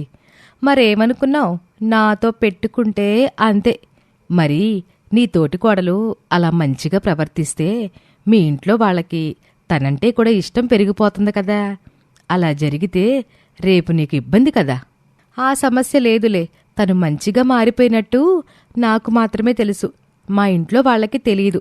ఎప్పటికీ తెలియనివ్వను కదా. ఓహో, ఎందుకా? ఆ రోజు నేను మారిపోయినట్టు ఇంట్లో వాళ్ళకి ఇప్పుడే తెలియనివ్వకో, వాళ్ళు నమ్మరు. సమయం చూసి నేనే చెప్తానన్నావు. ఒకవేళ తెలిస్తే అప్పుడేం చేస్తావు? ఆలోగా అది ఎప్పటికీ మంచిదానని మా ఇంట్లో వాళ్ళ దగ్గర నిరూపించే అవకాశం లేకుండా దానికున్న అన్ని దారుల్ని మూసేస్తాను. నువ్వు చదువుకోలేదని కానీ కొంపల ముంచి తెలివితేటలు బాగానే ఉన్నాయే అక్క. నీ గురించి నేను మొదట్లో అనుకున్నది నిజమని నిరూపించావు. లైఫ్లో ఫస్ట్ టైం మోసపోయాను అని తనని అక్కడికక్కడే కడిగి పారేయాలని కోపంగా స్వాతి దగ్గరికి వెళ్తూ ఒక ఆలోచనతో ఆగిపోతుంది. ఆ స్వాతి పైకి మంచి అనే ముసుగేసుకుని నటిస్తూ ఇంట్లో వాళ్ళందర్నీ నమ్మిస్తా అవకాశం దొరికినప్పుడల్లా నిన్ను బ్యాడ్ చేస్తుంది. కానీ ఇప్పుడు నువ్వు వెళ్ళి అడిగితే అది అలర్ట్ అయిపోతుంది. నీకంటే ముందే ఇంట్లో వాళ్ళకి ఇంకో కథ అల్లి చెప్తుంది. ఒకవేళ నువ్వు వెళ్ళి చెప్పినా వాళ్ళు దాని మాటే నమ్ముతారు కనుక దాని దారిలో నువ్వు వెళ్ళి దానికి చెక్ పెట్టాలి అని ఐశ్వర్య అనుకుంటుంది. అప్పట్నుంచి స్వాతి ఎత్తుగడలు కొంచెం కొంచెంగా తెలుసుకుంటుంది ఐశ్వర్య. కానీ బయటపడకుండా స్వాతితో ఇంతకు ముందులా మంచిగా ఉన్నట్టు ప్రవర్తిస్తూ ఉంటుంది. వదినా, అప్పటి నుండి నా కాలేజ్ దగ్గరకు వచ్చి ఆ అబ్బాయిని కలవడానికి వీలు కాలేదు కదా వదినా నీకు. మరి ఈరోజైనా వెళ్దామా? అలాగే అని స్వప్న స్వాతి ఇద్దరూ బయలుదేరతారు. వాళ్ళ మాటలు చాటుగా ఉండి వింటుంది ఐశ్వర్య. వీళ్ళు ఏ అబ్బాయిని కలవడానికి వెళ్తున్నారబ్బా? అయినా స్వప్నతో పాటు ఈ కొంపలు ముంచేది ఎందుకు వెళ్తున్నట్టు అని అనుకుని వాళ్ళకి తెలియకుండా ఫాలో అవుతుంది ఐశ్వర్య. బస్టాండ్లో నిలబడి ఉన్న కిరణ్ని చూపించిన స్వప్న, వదినా అతనే కిరణ్ అని చెప్పగానే కిరణ్ దగ్గరికి వెళ్తుంది స్వాతి. నేను స్వప్న వల్ల వదిన్ని. నీకు తనంటే నిజంగా ఇష్టమా? ప్రాణమండి, తన కోసం ఏమైనా చేస్తాను. కానీ స్వప్నే ఒప్పుకోవటం లేదు. అలాగైతే మీ ఇంట్లో వాళ్ళని ఒప్పించి కట్నం తీసుకోకుండా పెళ్లి చేసుకోగలిగితే అప్పుడు స్వప్న కూడా పెళ్లి ఒప్పుకుంటుంది. తప్పకుండా ఈరోజే మా వాళ్ళకి మా ప్రేమ విషయం చెప్తాను. తొందరపడుకో, ఇక్కడ ఒక చిన్న సమస్య ఉంది. మీ లవ్ గురించి ఎవరికీ తెలియకూడదు. చూడ్డానికి అరేంజ్ మ్యారేజ్ లానే ఉండాలి. ఒకవేళ తెలిస్తే మీ పెళ్లి జరగదు. అయితే తెలియనివ్వను. కానీ అరేంజ్డ్ మ్యారేజ్ అంటే మా వాళ్ళు కట్నం అడుగుతారు కదండి. నాకు ఆదర్శ భావాలున్నాయి. కట్నం తీసుకోకుండా పెళ్లి చేసుకోవడమే నాకిష్టమని ఎలాగోలా మీ వాళ్ళని ఒప్పించు. ప్రేమించిన అమ్మాయి కోసం ఆ మాత్రం చేయలేవా? చదువుకున్నవాడివి, ఇదంతా ఎలా చెయ్యాలి? నీకు నేను చెప్పక్కర్లేదనుకుంటా. అర్థమైందండి. వారంలోగా పెళ్లిళ్ల పేరేతో మీ ఇంటికి పెళ్లి చూపుల కోసం వస్తాను అని వెళ్ళిపోతాడు కిరణ్. వదినా, కట్నం వద్దండం ఎందుకు? అమ్మా నాన్న అన్నయ్యలు కట్నం ఇవ్వడానికి ఇష్టంగానే ఉన్నారు కదా. నీకు కట్నం ఇచ్చేటైతే ఇంత రిస్క్ తీసుకోవడం ఎందుకు అని అనుకుని, నీకు తెలియ స్వప్న, ఇలాంటప్పుడే అతనికి నీ మీదున్న ప్రేమ ఎంత గొప్పదో తెలిసేది. ఓహ్ అలాగా, థ్యాంక్స్ వదినా. అమ్మయ్యా, ఒక పనైపోయింది అని ఊపిరి పీల్చుకుంటుంది స్వాతి. వీళ్లను ఫాలో అవుతూ వెళ్లిన ఐశ్వర్య వీళ్లకు కనిపించకుండా దాక్కొని స్వాతి కిరణ్తో మాట్లాడిన మాటలు వింటుంది. స్వప్న కోసం ఈ స్వాతి చేసేది చూస్తుంటే నాకు 2 విషయాలు అర్థమవుతున్నాయి. ఒకటి, తనకు నచ్చిన వాడితో పెళ్లి చేసి స్వప్నని తన బుట్టలో వేసుకోవాలని, లేదా కట్నం లేకుండా స్వప్నని అత్తారింటికి పంపిస్తే ఆ డబ్బు మిగులుతుందని. ఎందుకంటే ఈ స్వాతికి డబ్బాస్ ఎక్కువ కదా. కానీ తన ఉద్దేశం స్వప్నకి తెలియనివ్వకుండా ఇలా ప్లాన్ చేస్తుందన్నమాట అని ఐశ్వర్య అనుకుంటుంది. ఓ రోజు స్వాతి కొత్త చీర కట్టుకుని గుడికి బయలుదేరుతుంది. ఏంటి స్వాతి, కొత్త చీరలో దగదగ మెరిసిపోతున్నావు? ఎంతయిందేంటి ఈ చీర? కనుక్కో చూద్దాం. 500 రూపాయలు ఉంటది కదూ? చీచి, అలాంటి చీప్ రేట్ చీరలు కట్టడం నేనెప్పుడో మానేశాను. ఇది 5,000 రూపాయల చీర. 5,000 అని ఆశ్చర్యంగా నోరెళ్లబెడుతుంది శారద. శారద ఆశ్చర్యపోవటం చూసి స్వాతి తెగ వయ్యారాలు పోతూ లోపల తెగ సంబరపడుతుంది. ఈ చీర సిటీలో పెద్ద షాపింగ్ మాల్లో కొన్నాను తెలుసా? అబ్బా, షాపింగ్ మాల్లోనా? అదంతా తిరుగుతూ కొనడం నాకు చాలా ఇష్టం. కానీ నాకు వెళ్ళే ఛాన్స్ లేదులే అని ఉసూరుమంటుంది శారద. నిజానికి ఆ చీర పక్క టౌన్లో కొన్నదే. కానీ స్వాతి తన గొప్ప కోసం అలా అబద్ధాలు చెప్తుంది. అయినా ఆలోచించకుండా చీర కోసం అంత ఖర్చు పెట్టావా? అప్పుడే అక్కడికి వచ్చిన ఐశ్వర్య, మన సొమ్ము అయితే కదా వెనక ముందు ఆలోచించడానికి, మంది సొమ్ము కదా ఎంతైనా ఖర్చు పెట్టొచ్చు అంటూ ఫోన్లో ఎవరితోనో మాట్లాడుతున్నట్టు నటిస్తుంది ఐశ్వర్య. ఇదిగో ఐశ్వర్య, ఎవరిని నువ్వనేది? అయ్యో, నేను మా అక్కని అంటున్నాను అనుకున్నావా? చచ మా అక్క దేవత. వేరే వాళ్ళ గురించి నా ఫ్రెండ్తో ఫోన్లో మాట్లాడుతున్నానులే. ఈ రోజుల్లో చాలా మంది అలాగే ఉంటున్నారు కదా. ఏంటక్క, అంతే కదా? ఐశ్వర్య ప్రవర్తనలో తేడా తెలుసుకోలేని స్వాతి ఆ ఆ అంతే అంతే. ఇక ఒకరోజు ఉదయాన్నే అందరూ నిద్రలేచి హాల్లోకి వచ్చేసరికి వంటింట్లో నుంచి పొగలొస్తూ ఉంటాయి. స్వాతి కూడా అప్పుడే నిద్రలేస్తుంది. అమ్మాయి స్వాతి, నువ్వెక్కడుంటే మరి వంటగదిలో ఆ పొగలేమిటి? తెలీదా అత్తయ్య? కొంపదీసి వంటగది తగలబడుతుందా ఏంటమ్మా? అని అందరూ గబగబా వెళ్లి చూసేసరికి ఒంటి నిండా చెమటలు పట్టి అలసిపోయి వంట చేస్తూ ఉంటుంది ఐశ్వర్య. అది చూసి వాళ్ళందరూ ఆశ్చర్యపోతారు. అందరికంటే ఎక్కువగా స్వాతి ఆశ్చర్యపోతుంది. వాళ్ళని చూసి ఐశ్వర్య, లేచారా అత్తయ్య? కాఫీ తెచ్చిస్తాను, వెళ్ళి హాల్లో కూర్చోండి అని చెప్పి అందరికీ కాఫీ ఇస్తుంది. వాళ్ళందరి మొహాలు సంతోషంతో వెలిగిపోతూ ఉంటాయి. ఒక్క స్వాతి మొహం తప్ప. ఇదేంటి ఇలా షాక్ ఇచ్చింది అని బిత్తరపోతుంది స్వాతి. చిన్నదినా, నువ్వు సూపర్. పెద్ద వదినికి మొదట్నుండి ఈ పనులు అలవాటే కాబట్టి తను చేయడంలో పెద్ద ఆశ్చర్యమేం లేదు. కానీ నువ్వు గారాబంగా పెరిగావు, అయినా చేస్తున్నావంటే గ్రేట్. అవునవును అంటూ తన మాటలకి వత్తాసు పలుకుతారు ఇంట్లో వాళ్ళంతా. ఇదిలా చేస్తే ఇక నన్నెవరు పట్టించుకుంటారు? దీనికి ఇంట్లో వాళ్ళ దగ్గర గొప్ప పేరు వస్తుంది. కాని చేసేదేమీ లేక అందరితో పాటు తాను నవ్వుతూ చూస్తూ ఉంటుంది. నేను చెప్పింది కరెక్టే కదా పెద్దొదినా? మనసులో సంతోషం లేకపోయినా పైకి మాత్రం నవ్వు నటిస్తూ ఉంటుంది స్వాతి. అవునవును, నువ్వు చెప్పింది 100% నిజం. నాకు తెలుసులే, ఈ ఇంటి పెద్ద కోళ్ళ. ఇప్పుడు నీ పరిస్థితి ఏంటో.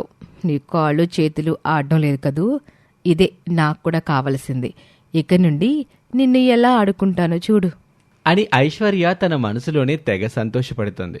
ఐశ్వర్య, నీకెందుకు చెప్పు ఈ చాకరీ? హాయిగా రెస్ట్ తీసుకోవచ్చు కదా. నేనున్నానుగా చేయటానికి. అలవాట్లేని పని కావటంతో చూడు నీ మొహం ఎలా కందిపోయిందో. ఏం కాదులే వదినా, చేనివ్వు. నీకు నాపై ఉన్న ప్రేమ చూసి నా మనసు ఉక్కిరి బిక్కిరైపోతుందక్క. ఇంత మంచి తోటి కోడలు ఎంత అదృష్టం చేసుకుంటే దొరుకుతుంది చెప్పు. చిన్నొదినా తనకే తనే ఇష్టంగా పనిచేస్తున్నప్పుడు కాదండం ఎందుకు పెద్దొదినా? నీకు చేదోడు వాదోడుగా కూడా ఉంటుంది కదా. చేని వదినా. దొంగ, నువ్వు మాత్రం పనిచేయవా? అంటూ వెటకారం ఆడుతుంది స్వప్నని ఐశ్వర్య. అత్తారింటికెళ్ళాక ఎలాగో నేను కూడా మీలాగా పనిచేయక తప్పదు కదా వదినా.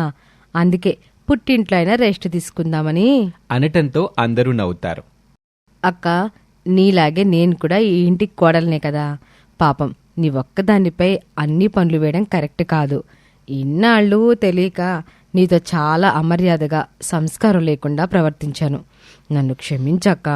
అలాగే మీరందరూ కూడా నన్ను క్షమించాలి.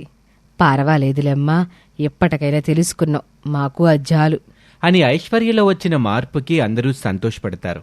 కాని స్వాతి మాత్రం షాక్లో ఉండిపోతుంది. ఇదంతా స్వాతి అక్క క్రెడిటే. తన మంచితనమే నన్ను ఇలా మార్చింది. చాలా రోజులు నన్ను బాధ్యత తెలుసుకునేలా మార్చాలని తను ఎంతో ప్రయత్నించింది. ఈ రోజు అది జరిగేసరికి అక్క మొహం చూడండి, షాక్లో ఎలా ఉండిపోయిందో కదక్కా. అవునవును అని లేనిపోని నవ్వు తెచ్చిపెట్టుకుని మరీ నవ్వుతుంది. నీకు బాగా మండుతున్నట్టుంది కదూ. ఇన్నాళ్ళు నీ ట్రిక్స్ తెలియక నువ్వు వేసిన ప్లాన్కి బలైపోయి అందరి దృష్టిలో బ్యాడ్ అయిపోయాను. ఇక చూపిస్తా నేనంటే ఏంటో. నీకు కంటి మీద కొనుకు లేకుండా చేస్తా అని అనుకుంటుంది ఐశ్వర్య. స్వాతితో ఐశ్వర్య ప్రేమగా మాట్లాడడం చూసి ఇంట్లో వాళ్ళందరూ చాలా హ్యాపీగా ఫీల్ అవుతారు. మీ ఇద్దరి నుండి మేం కోరుకున్నది ఈ సఖ్యతేనమ్మా. కోడల్లో కలిసిమెలిసి ఉంటే ఆ ఇల్లు ఆనందంగా ప్రశాంతంగా ఉంటుంది. మీ అందరికీ సంతోషంగా ఉందేమో కానీ నాకు లేదు.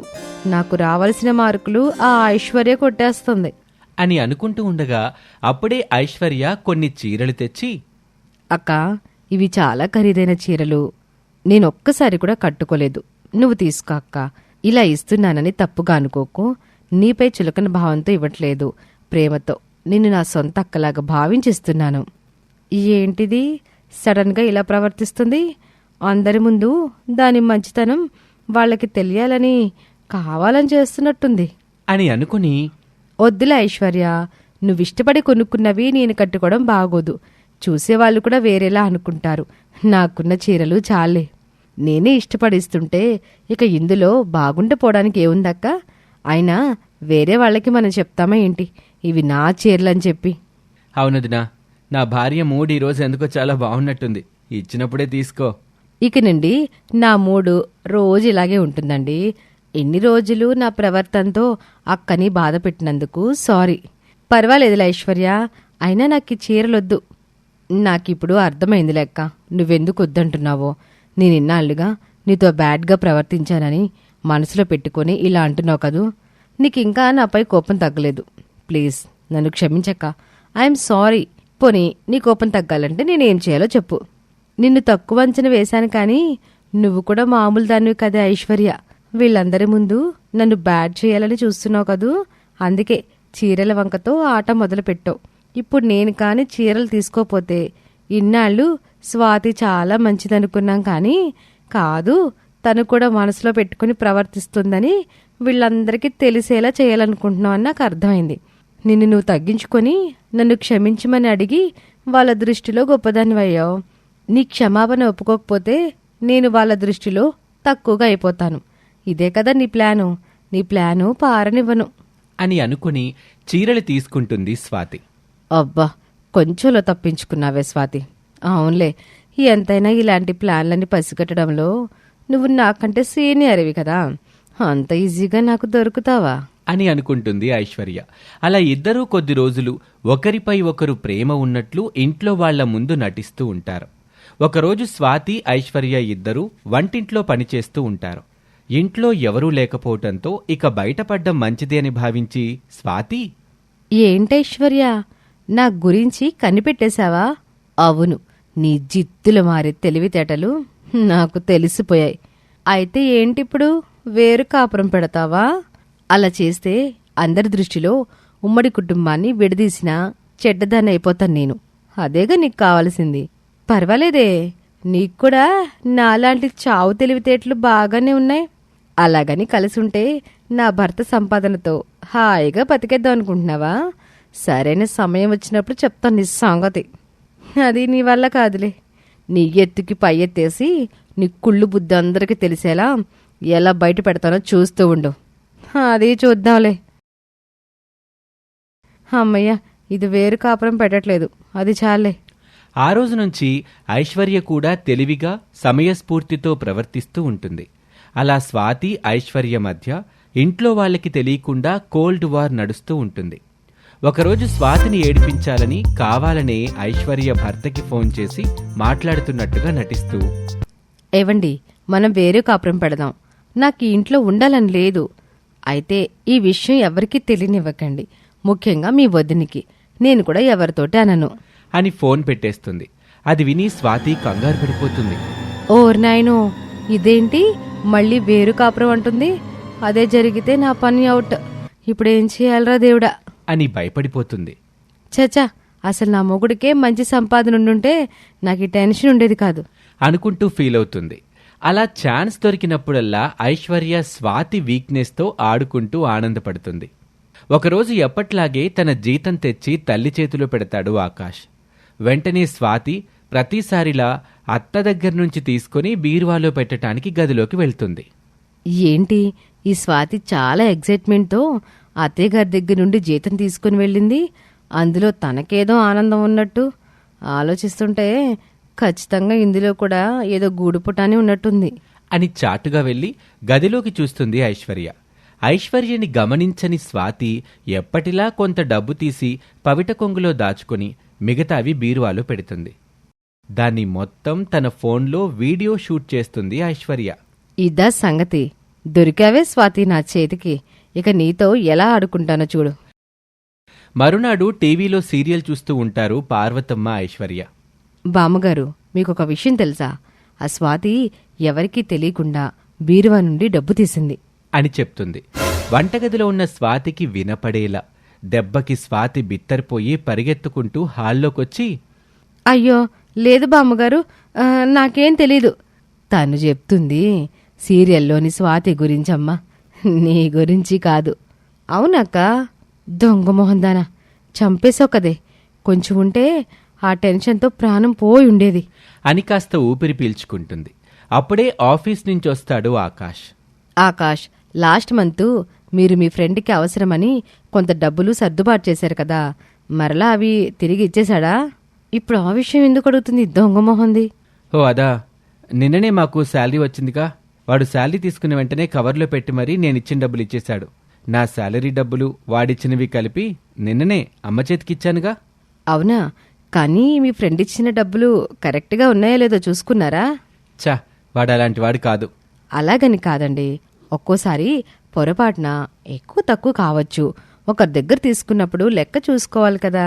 ఎందుకన్నా మంచిది ఒకసారి లెక్క చూసుకోండి అంటూ ఐశ్వర్య ఆకాష్ని డబ్బులు లెక్క చూసేలా మాట్లాడుతుంది.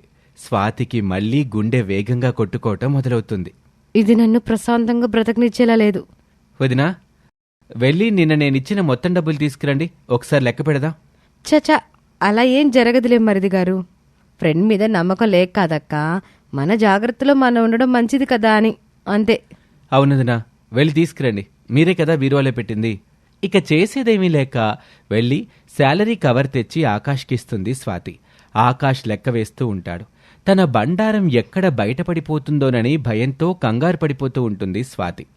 స్వాతి పరిస్థితి చూసి లోపల నవ్వుకుంటూ ఎంజాయ్ చేస్తుంది ఐశ్వర్య. అవును, నిజమే, 5,000 తగ్గాయి అని ఆశ్చర్యపోతాడు ఆకాష్. నేను చెప్పాను కదా. అప్పుడే అక్కడికి వస్తారు స్వప్న, సుశీల, కృష్ణమూర్తి, హరి. ఏంటి విషయం? ఐశ్వర్య జరిగింది మొత్తం చెప్తుంది. అవునా?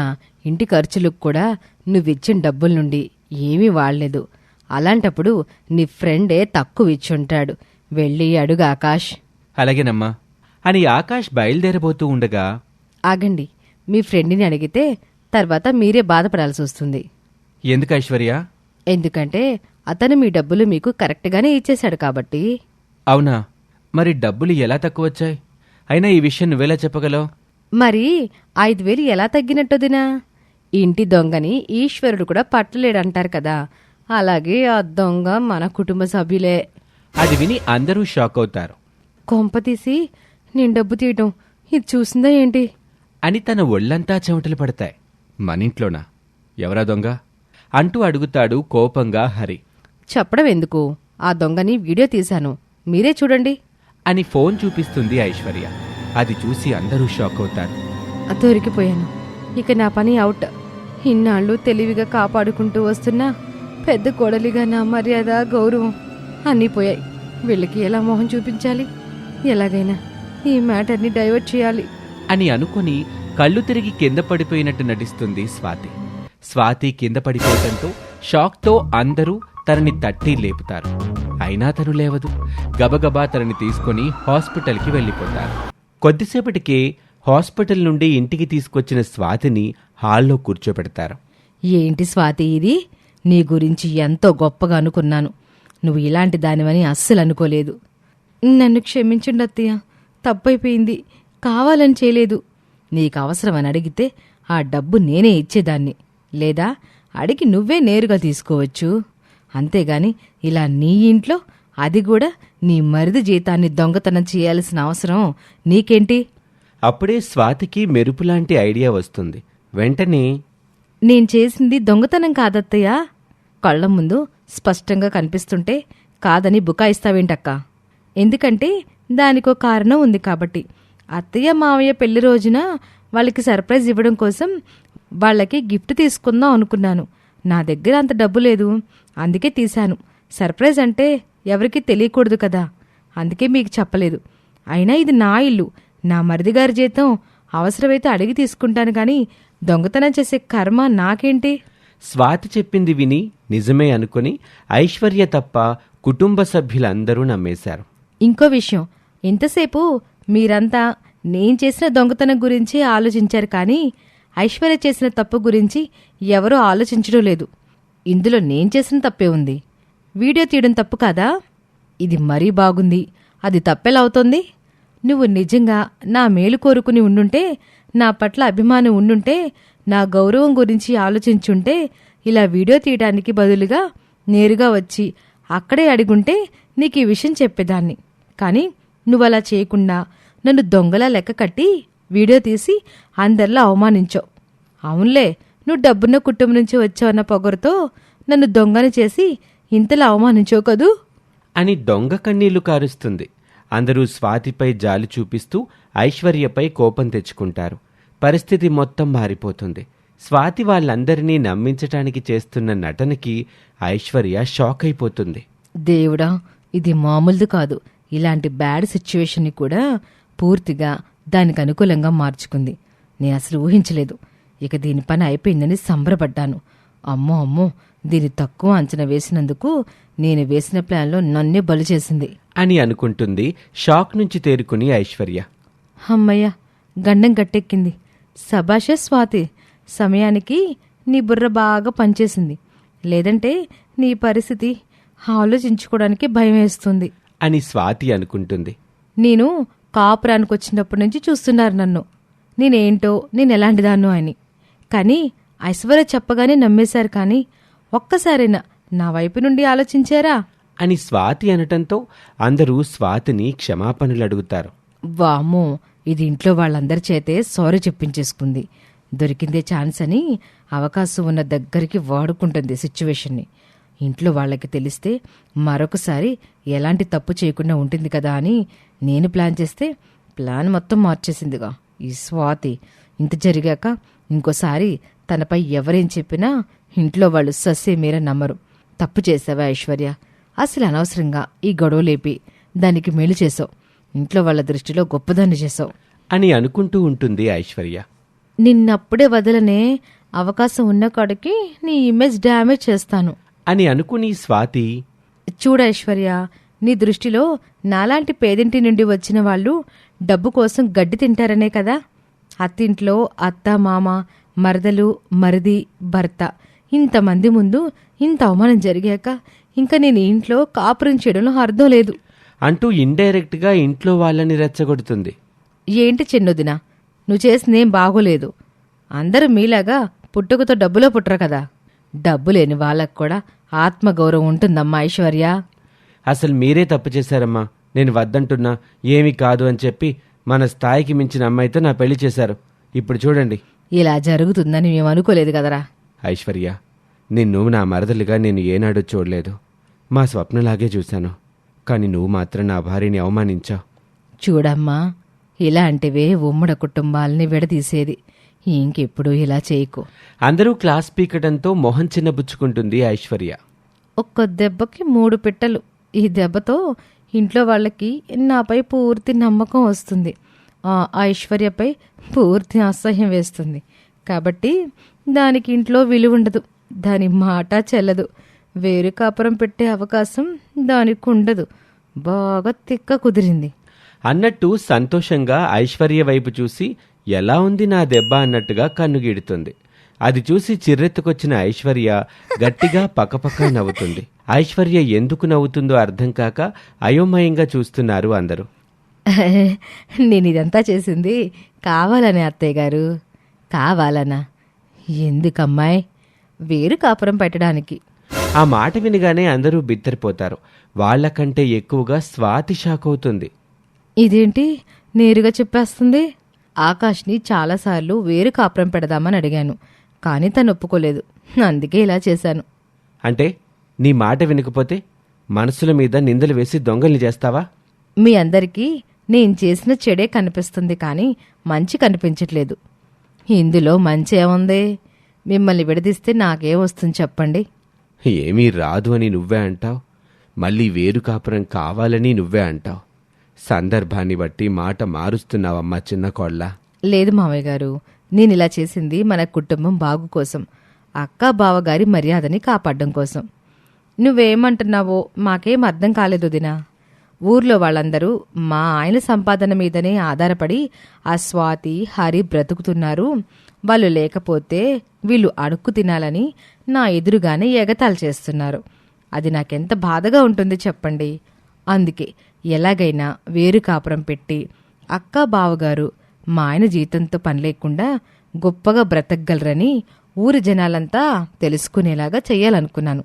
కనీసం ఇలా చేస్తే అయినా మీరు నాపై కోపంతో వేరు కాపురం పెట్టిస్తారని అనుకున్నాను. ఎంత గొప్పగా ఆలోచించేవమ్మా చిన్న మనవరాలా. ఇలా చేయడం వల్ల నాకు చెడ్డ పేరు వస్తుందని నాకు తెలుసు. కానీ మన కుటుంబం బాగు కోసం, అక్క బావగారి మర్యాద కోసం భరించాలనుకున్నాను. అందుకే ఇప్పటి వరకు మీకు నా మనసులో మాట చెప్పలేదు. ఏదో ఈ గొడవ కారణంగా మా తోటి కోడలకి ఇద్దరికీ పడడం లేదు కదా అన్న ఉద్దేశంతో వేరు కాపురం పెట్టిచ్చేస్తారనుకున్నాను. కానీ ఏ మంచి కోసమైతే నేను ఇదంతా చేశానో అది జరగకపోగా మీరంతా నన్నే అపార్థం చేసుకుంటున్నారని అస్సలు నిజం చెప్పక తప్పలేదు. మమ్మల్ని క్షమించమ్మా. చిన్నదానివైనా గొప్ప ఆలోచన చేసావు. కట్టుకున్న భర్తనైనా నీ మనసును అర్థం చేసుకోలేకపోయిన ఐశ్వర్య మాటలు విన్న స్వాతి షాక్ అయిపోతుంది. ఓరి నాయనో, ఎంతైనా చదువుకున్న దానివనిపించావే. ఇలాంటి పరిస్థితుల్లో ఎవరైనా వేరే దారి లేక తప్పొప్పుకుని చేతులెత్తేస్తారు. కానీ నువ్వు తెలివిగా ఇంట్లో వాళ్ళ దృష్టిలో నాకంటే గొప్పదానివైపోయావు. తప్పించుకున్నావే. ఒరే తమ్ముడు, వెంటనే మీరు వేరు కాపురం పెట్టాలి. ఆ మాటకి ఉలిక్కిపడ్డ స్వాతి ఎలాగైనా ఆపాలని, ఎవరో ఏదో అన్నారని మనమెందుకు భుజాలు తడుముకోవాలండి? మన వాళ్ళు మన గురించి అలా అనుకున్నప్పుడు. అన్నయ్య చెప్పింది కరెక్ట్ వదినా. ఇప్పుడు వేరు కాపురం పెట్టకపోతే ఐశ్వర్య చెప్పినట్టు ఊళ్ళో వాళ్ళందరూ అనుకుంటున్నదే నిజమవుతుంది అని ఆకాష్ కూడా అనటంతో స్వాతి ఆపై ఏమీ మాట్లాడలేకపోతుంది. అందరూ కూడా అదే కరెక్ట్ అనుకుంటారు. ఎలా ఉంది నీ ఎత్తుకి నా పై ఎత్తు అని నవ్వుతూ కన్నుగీటుతుంది. దానికి స్వాతి నిస్సహాయంగా లోపల కోపంతో పళ్ళు కొరుక్కుంటుంది. సరేరా, ముందు స్వప్న పెళ్ళైపోయాక ఓ మంచి రోజు చూసుకొని మీ వేరు కాపురాల గురించి ఆలోచిద్దాం అని కృష్ణమూర్తి అనటంతో ఎవరి గదిలోకి వాళ్ళు వెళ్ళిపోతారు. ఇలా కొన్ని రోజులు గడుస్తాయి. కిరణ్ తన లవ్ గురించి ఎవరికీ అనుమానం రాకుండా పెళ్లిళ్ల పేరయ్య ద్వారా అరేంజ్డ్ మ్యారేజ్ లాగా తన తల్లి తండ్రిని తీసుకుని స్వప్న ఇంటికి పెళ్లి చూపులకి వస్తాడు. అప్పటికే మంచి పెళ్లి సంబంధం తీసుకువస్తానని పెళ్లిళ్ల పేరయ్య ముందే కృష్ణమూర్తితో చెప్పటంతో ఇంట్లో అందరూ స్వప్నని రెడీ చేసి హాల్లో ఎదురు చూస్తూ ఉంటారు.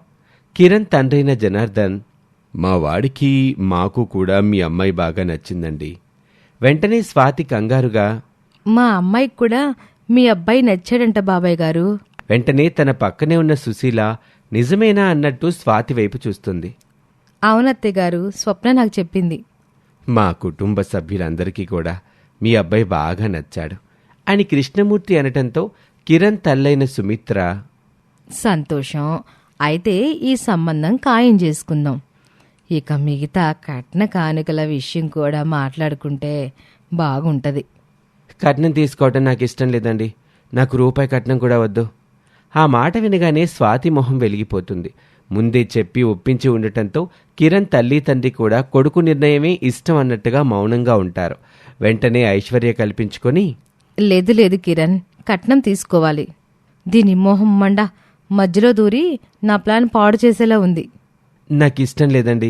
నీకోసం కాకపోయినా మా అమ్మాయి కోసం ఇస్తున్నాం. తీసుకోండి తమ్ముడు గారు. వద్దండి.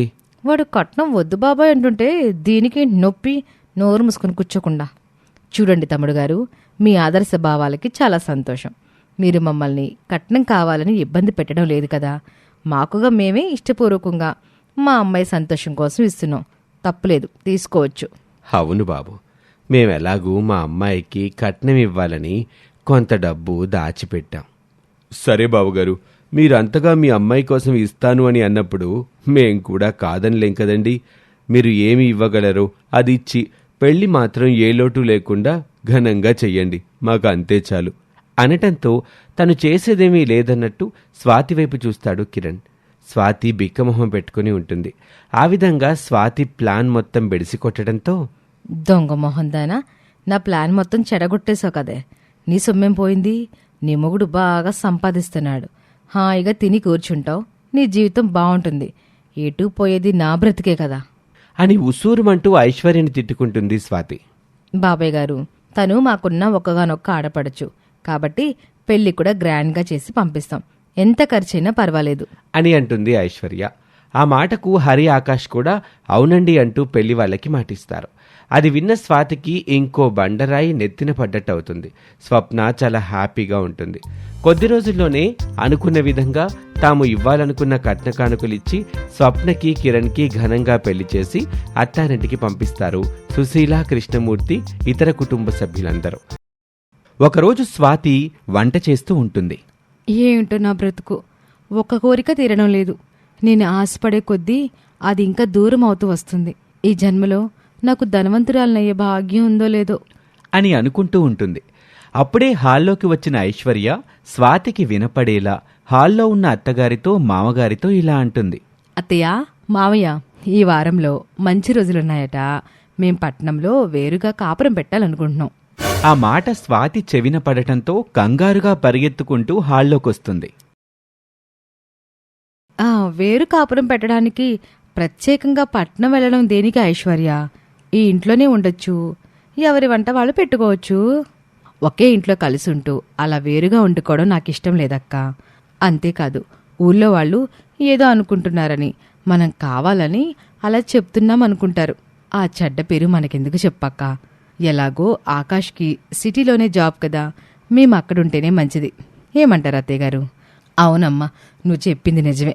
ఏ రకంగానైనా నా పెద్ద కోడలు, కొడుకు, తమ్ముడు సంపాదన మీద ఆధారపడి బ్రతుకుతున్నారని నిందా తప్పుతుంది అని సుశీల కూడా అనటంతో చేసేదేమీ లేక ఏమీ మాట్లాడకుండా ఉండిపోతుంది స్వాతి. ఆరుబయట కూర్చొని దిగాలుగా ఆలోచిస్తూ ఉంటుంది స్వాతి.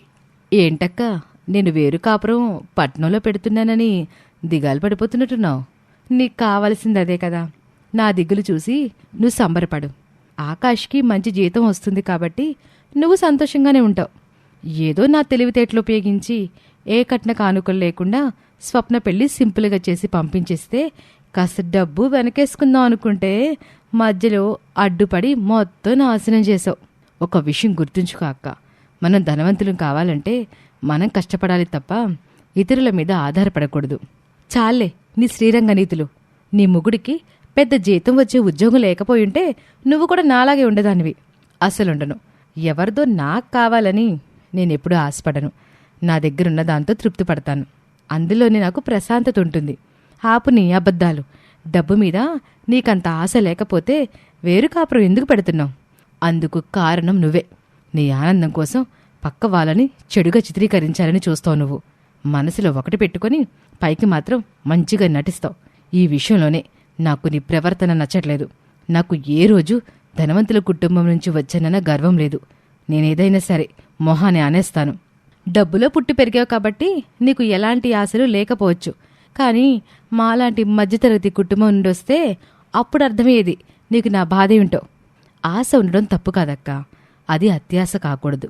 డబ్బు కన్నా మన చుట్టూ మనల్ని అభిమానించే నలుగురు మనుషులు ఉండడం కూడా మనకి ముఖ్యమే. అది నీకు అర్థం కావడం లేదు అని చెప్పి ఐశ్వర్య స్వాతి మనసు మార్చాలని చూసినా కూడా స్వాతి అవేమీ పట్టించుకోకుండా అక్కడి నుండి వెళ్ళిపోతుంది. ఆ రోజు సాయంత్రం స్వాతి తన భర్త హరితో ఇలా అంటుంది. ఏవండి, మీకు ఈ విషయం తెలుసా? ఏంటది? పొద్దున్న మీ మరదలు అత్తయ్య గారితో ఈ వారంలో మంచి రోజులున్నాయట, అందుకే ఏదో ఒకరోజు పట్నానికి మేం వేరు కాపురం వెళ్తామనుకుంటున్నామని చెప్పింది. ఆ మాటకి మీ అమ్మగారు కూడా ఏమాత్రం అడ్డు చెప్పలేదండి. ఇందులో అడ్డు చెప్పడానికే ఉంది, అందరం ముందుగా అనుకున్నదే కదా అంటూ హరి కూడా స్వాతికి షాక్ ఇస్తాడు. అనుకున్నంత మాత్రాన ఖచ్చితంగా వెళ్ళిపోవాలని ఏమైనా ఉందా ఏంటి? చెప్పండి. అయినా ఇప్పుడు వాళ్ళు సిటీకి వెళ్ళటం వల్ల నీకొచ్చిన బాధేంటి చెప్పు? మనకి ఊళ్ళో మంచి పేరు ఉండాలనే కదా వాళ్ళు వెళ్తున్నారు అని హరి కూడా అనటంతో ఇక తన భర్త కూడా తన మాట ఎలానూ పట్టించుకునేలా లేడని అర్థమైన స్వాతి ఒక ఆలోచన చేస్తుంది. నా బాధంతా ఉమ్మడి కుటుంబం విడిపోకూడదనేనండి. కాకపోతే ఇక ఖచ్చితంగా వెళ్ళిపోవాలంటే వాళ్ళు వెళ్ళడం దేనికి? అదేదో మనమే సిటీకి వెళ్ళి బాగా సంపాదించుకోవచ్చు కదా. మనం పట్నం దేనికి? ఎందుకేమిటి, ఇక్కడ మీరు చేసే ఆ ఎలక్ట్రీషియన్ పని అక్కడ చేస్తే బోలెడంత డబ్బు వస్తుంది. ఇక్కడ కూడా మనం బ్రతకడానికి ఇబ్బంది లేకుండానే డబ్బొస్తుందిగా. నాకు కావాల్సింది ఇబ్బంది లేకుండా బ్రతికే డబ్బు కాదు, గొప్పగా దర్జాగా బ్రతికే డబ్బు. నువ్వు పొరబడుతున్నావు. మా తమ్ముడికి పెద్ద జీతం వచ్చే ఉద్యోగం ఉంది. అదే మనం సిటీకి వెళ్తే అక్కడ కాంపిటీషన్ ఎక్కువ. నేను రోజువారీ కూలీలాగా ఏ రోజుకా రోజు ఎలక్ట్రీషియన్ పని వెతుక్కోవాలి. ఈ ఊళ్ళో అయితే అందరూ నాకే పని చెప్తారు. మీరు లేనిపోని భయాలు పెట్టుకోకండి, అంతా మంచిగానే జరుగుతుంది. మనం పట్నం వెళ్ళడం ఖాయం. మీరు కానీ నా మాటకి ఒప్పుకొని ఇంట్లో వాళ్ళని కూడా ఒప్పించకపోతే నేను మా పుట్టింటికి వెళ్ళిపోతాను చెప్తున్నా అంటూ స్వాతి బెదిరిస్తుంది. హరికి ఏం చేయాలో అర్థం కాక ఆలోచిస్తూ ఉంటాడు. ఆ మరునాడు నుండి ఊర్లో తనకు పరిచయం ఉన్న వాళ్ళ అందరి దగ్గర తాను పట్నం వెళ్ళబోతున్నానని చెప్పుకుంటూ ఉంటుంది స్వాతి. ఆ విషయం ఆ నోటా ఈ నోటా చేరి తన అత్తింటి వాళ్ల చెవిన కూడా పడుతుంది. అది తెలిసి వాళ్ళు షాక్ అవుతారు. ఒకరోజు ఇంట్లో మగవాళ్లంతా ఎవరి పనిమీద వాళ్ళు బయటకు వెళ్తారు. ఐశ్వర్య తన పుట్టింటికి వెళ్తుంది. అప్పుడే వంటింట్లో వంట చేస్తున్న స్వాతిని పిలుస్తుంది పార్వతమ్మ. మనవరాలా, మేం విన్నది నిజమేనా?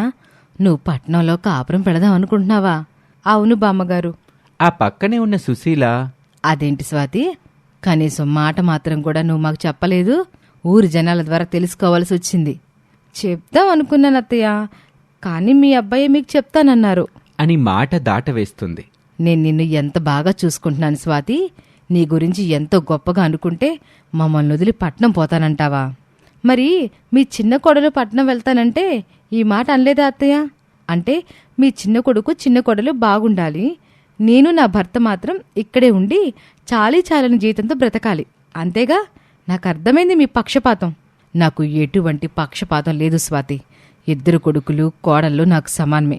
అయినా నా చిన్న కొడుకు కోడలు పట్నం వెళ్లేది కూడా వాళ్ళ ఇష్టం కొద్దీ కాదు కదా. నీకు నీ భర్తకి మన ఊర్లో విలువ తగ్గకూడదనే కదమ్మా. ఆ విషయం నీకు కూడా తెలుసు కదా. అదంతా అబద్ధం. నీ చిన్న కోడలు నా మీద పంతం సాధించడానికి అలా ఎత్తువేసింది. తను అందితే జుట్టు, అందకపోతే కాళ్ళు పట్టుకునే రకం. నువ్వేనా నీ తోటి కోడల గురించి ఇలా మాట్లాడుతుంది? మీరిద్దరూ తోటి కోడల్లాగా కాకుండా సొంత అక్క చెల్లెల్లాగా ఉండేవారు కదా. ఇప్పుడేంటి ఇట్లా మాట్లాడుతున్నారు? ఇదే నిజం. మేమిద్దరం ఏ రోజు అంత ప్రేమగా లేవు. ఉన్నట్టు మీ ముందు నటించాం. ఇప్పుడు కూడా బయటపడకపోతే జీవితాంతం ఈ బ్రతికే బ్రతకాలి. మేం కూడా పట్నం పోయి గొప్పగా బ్రతకాలనుకుంటున్నాం. అదంతా విని సుశీల, పార్వతమ్మ, కృష్ణమూర్తి చాలా బాధపడతారు. ఆ మరునాడు ఊరి నుంచి వచ్చేస్తుంది ఐశ్వర్య. ఆలస్యంగా నిద్రలేచిన హరి ఆకాష్తో మాట్లాడుదామని ఆకాష్ గది దగ్గరకు వస్తాడు. అక్కడ ఆకాష్ కనిపించకపోవటంతో పెరట్లో ఉన్న ఐశ్వర్య దగ్గరకు వెళ్లి ఆకాష్ గురించి అడుగుతాడు. ఆయనేదో ఆఫీసులో అర్జెంట్ మీటింగ్ ఉందట బావగారు, అందుకే ఈరోజు తొందరగా వెళ్ళిపోయారు. ఆయనతో ఏవైనా పనుందా బావగారు? అవునమ్మా, నీకింకా ఈ విషయం అమ్మవాళ్ళు చెప్పారో లేదో నాకు తెలీదు. ఏ విషయం బావగారు? అదేనమ్మా, మీ అక్క స్వాతి కూడా మీలాగే పట్నంలో వేరు కాపురం పెట్టాలని పోరు పెడుతుంది. ఎంత చెప్పినా అర్థం చేసుకోవటం లేదు. బ్రతిమిలా అన్నా వినేలా కనిపించటం లేదు. మొండి పట్టుకుని కూర్చుంది. అది విన్న ఐశ్వర్య, ఇదేంటి కథ ఇలాటం తిరుగుతుంది? అసలు నేను పట్నంలో కాపురం పెట్టాలనుకుందే ఈ స్వాతి అక్కలో మార్పు తీసుకురావడానికి. కానీ ఇప్పుడు ఈవిడ కూడా సిటీకి వెళ్తానంటుందే.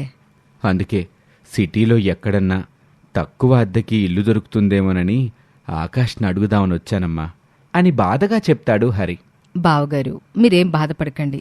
అక్కతో నేను మాట్లాడతాను. తన ఆలోచనని విరమించుకునేలా చేస్తాను. నా ప్రయత్నం నేను చేస్తాను బావగారు.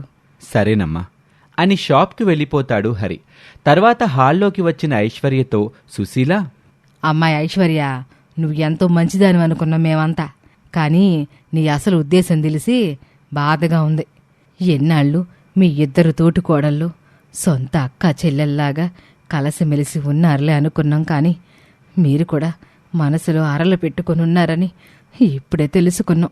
అది విని షాక్ అవుతుంది ఐశ్వర్య. నాకు ఎలాంటి చెడు ఉద్దేశం లేదత్తయ్య. అయినా ఇదంతా మీకెలా తెలిసింది? అప్పుడే అక్కడికి వచ్చిన స్వాతి, నేనే కుండ బద్దలు కొట్టినట్టు మొత్తం చెప్పేశాను. అక్క, నన్ను క్షమించు. నీ మీద నాకు ఎలాంటి అసూయ, ద్వేషం లేవు. కొన్నిసార్లు నువ్వు చేసే పనులు నచ్చకపోవటం వల్లే అది తెలిసి రావాలని నీతో అలా ప్రవర్తించాల్సి వస్తుంది. మనిద్దరం ఒకరిపై మరొకరం ఎత్తుకి పై ఎత్తులేసుకోవడం ఇక ఆపేద్దాం. మేం కూడా సిటీకి వెళ్ళడం మానేస్తాము. మనమందరం కలిసిమెలిసి ఉందాం. ఆ బుద్ధి ముందే ఉండాల్సింది. ఇప్పుడేం అవకాశం లేదు. పట్నంలో బ్రతకడం చాలా కష్టం అక్క. ఇంత జీతం వస్తున్నా మాకే సిటీకి వెళ్ళాలంటే భయమేస్తుంది. ఇక బావగారికి వచ్చే జీతం ఏ పాటికి సరిపోదు. నువ్వు చెప్తే నేను వినాలా ఏంటి? నేను పట్టణంలో కాపురం పెట్టాల్సిందే. నా నిర్ణయం మారదు అని బలవంతంగా భర్తతో పట్నంలో ఒక చిన్న గది అద్దెకి తీసుకుని కాపురం పెడుతుంది స్వాతి. ఐశ్వర్య మాత్రం ఊళ్ళోనే ఉండి అత్తమామల్ని బాగా చూసుకుంటూ ఉంటుంది. అత్తయ్య, మీరేం బాధపడకండి. స్వాతి అక్క కూడా మారిపోయి త్వరలోనే తిరిగి మన ఇంటికి వచ్చేస్తుంది. పట్నం వెళ్లిన హరి, స్వాతి తక్కువ అద్దెతో ఒక సింగిల్ గది అద్దెకి తీసుకుంటారు. కానీ హరి అందరికీ అందుబాటులో ఉండేలా షాప్ పెట్టుకోవటానికి మాత్రం తక్కువ అద్దెతో ఎక్కడా షాపు దొరకదు. ఎక్కువ అద్దె ఇవ్వలేక తను ఉంటున్న గది బయటే బోర్డు పెట్టుకుని వర్క్ చేసుకుంటూ ఉంటాడు. అలా రోజులు గడుస్తూ ఉంటాయి. సిటీలో ఉన్న కాంపిటీషన్ కారణంగా, పైగా హరి ఉండే ఇల్లు కూడా అందరికీ అందుబాటులో లేకపోవటంతో హరికి పెద్దగా పని దొరికేది కాదు. దీంతో ఆదాయం సరిగా లేక పట్నంలో సంసారం నెట్టుకురావటం చాలా కష్టంగా ఉంటుంది స్వాతికి. భర్తకి వచ్చే కొద్దిపాటి డబ్బు ఇంటి అద్దెకి, పాలకి, సరుకులకి సరిపోకపోవటంతో చాలా ఇబ్బందులు పడుతుంది.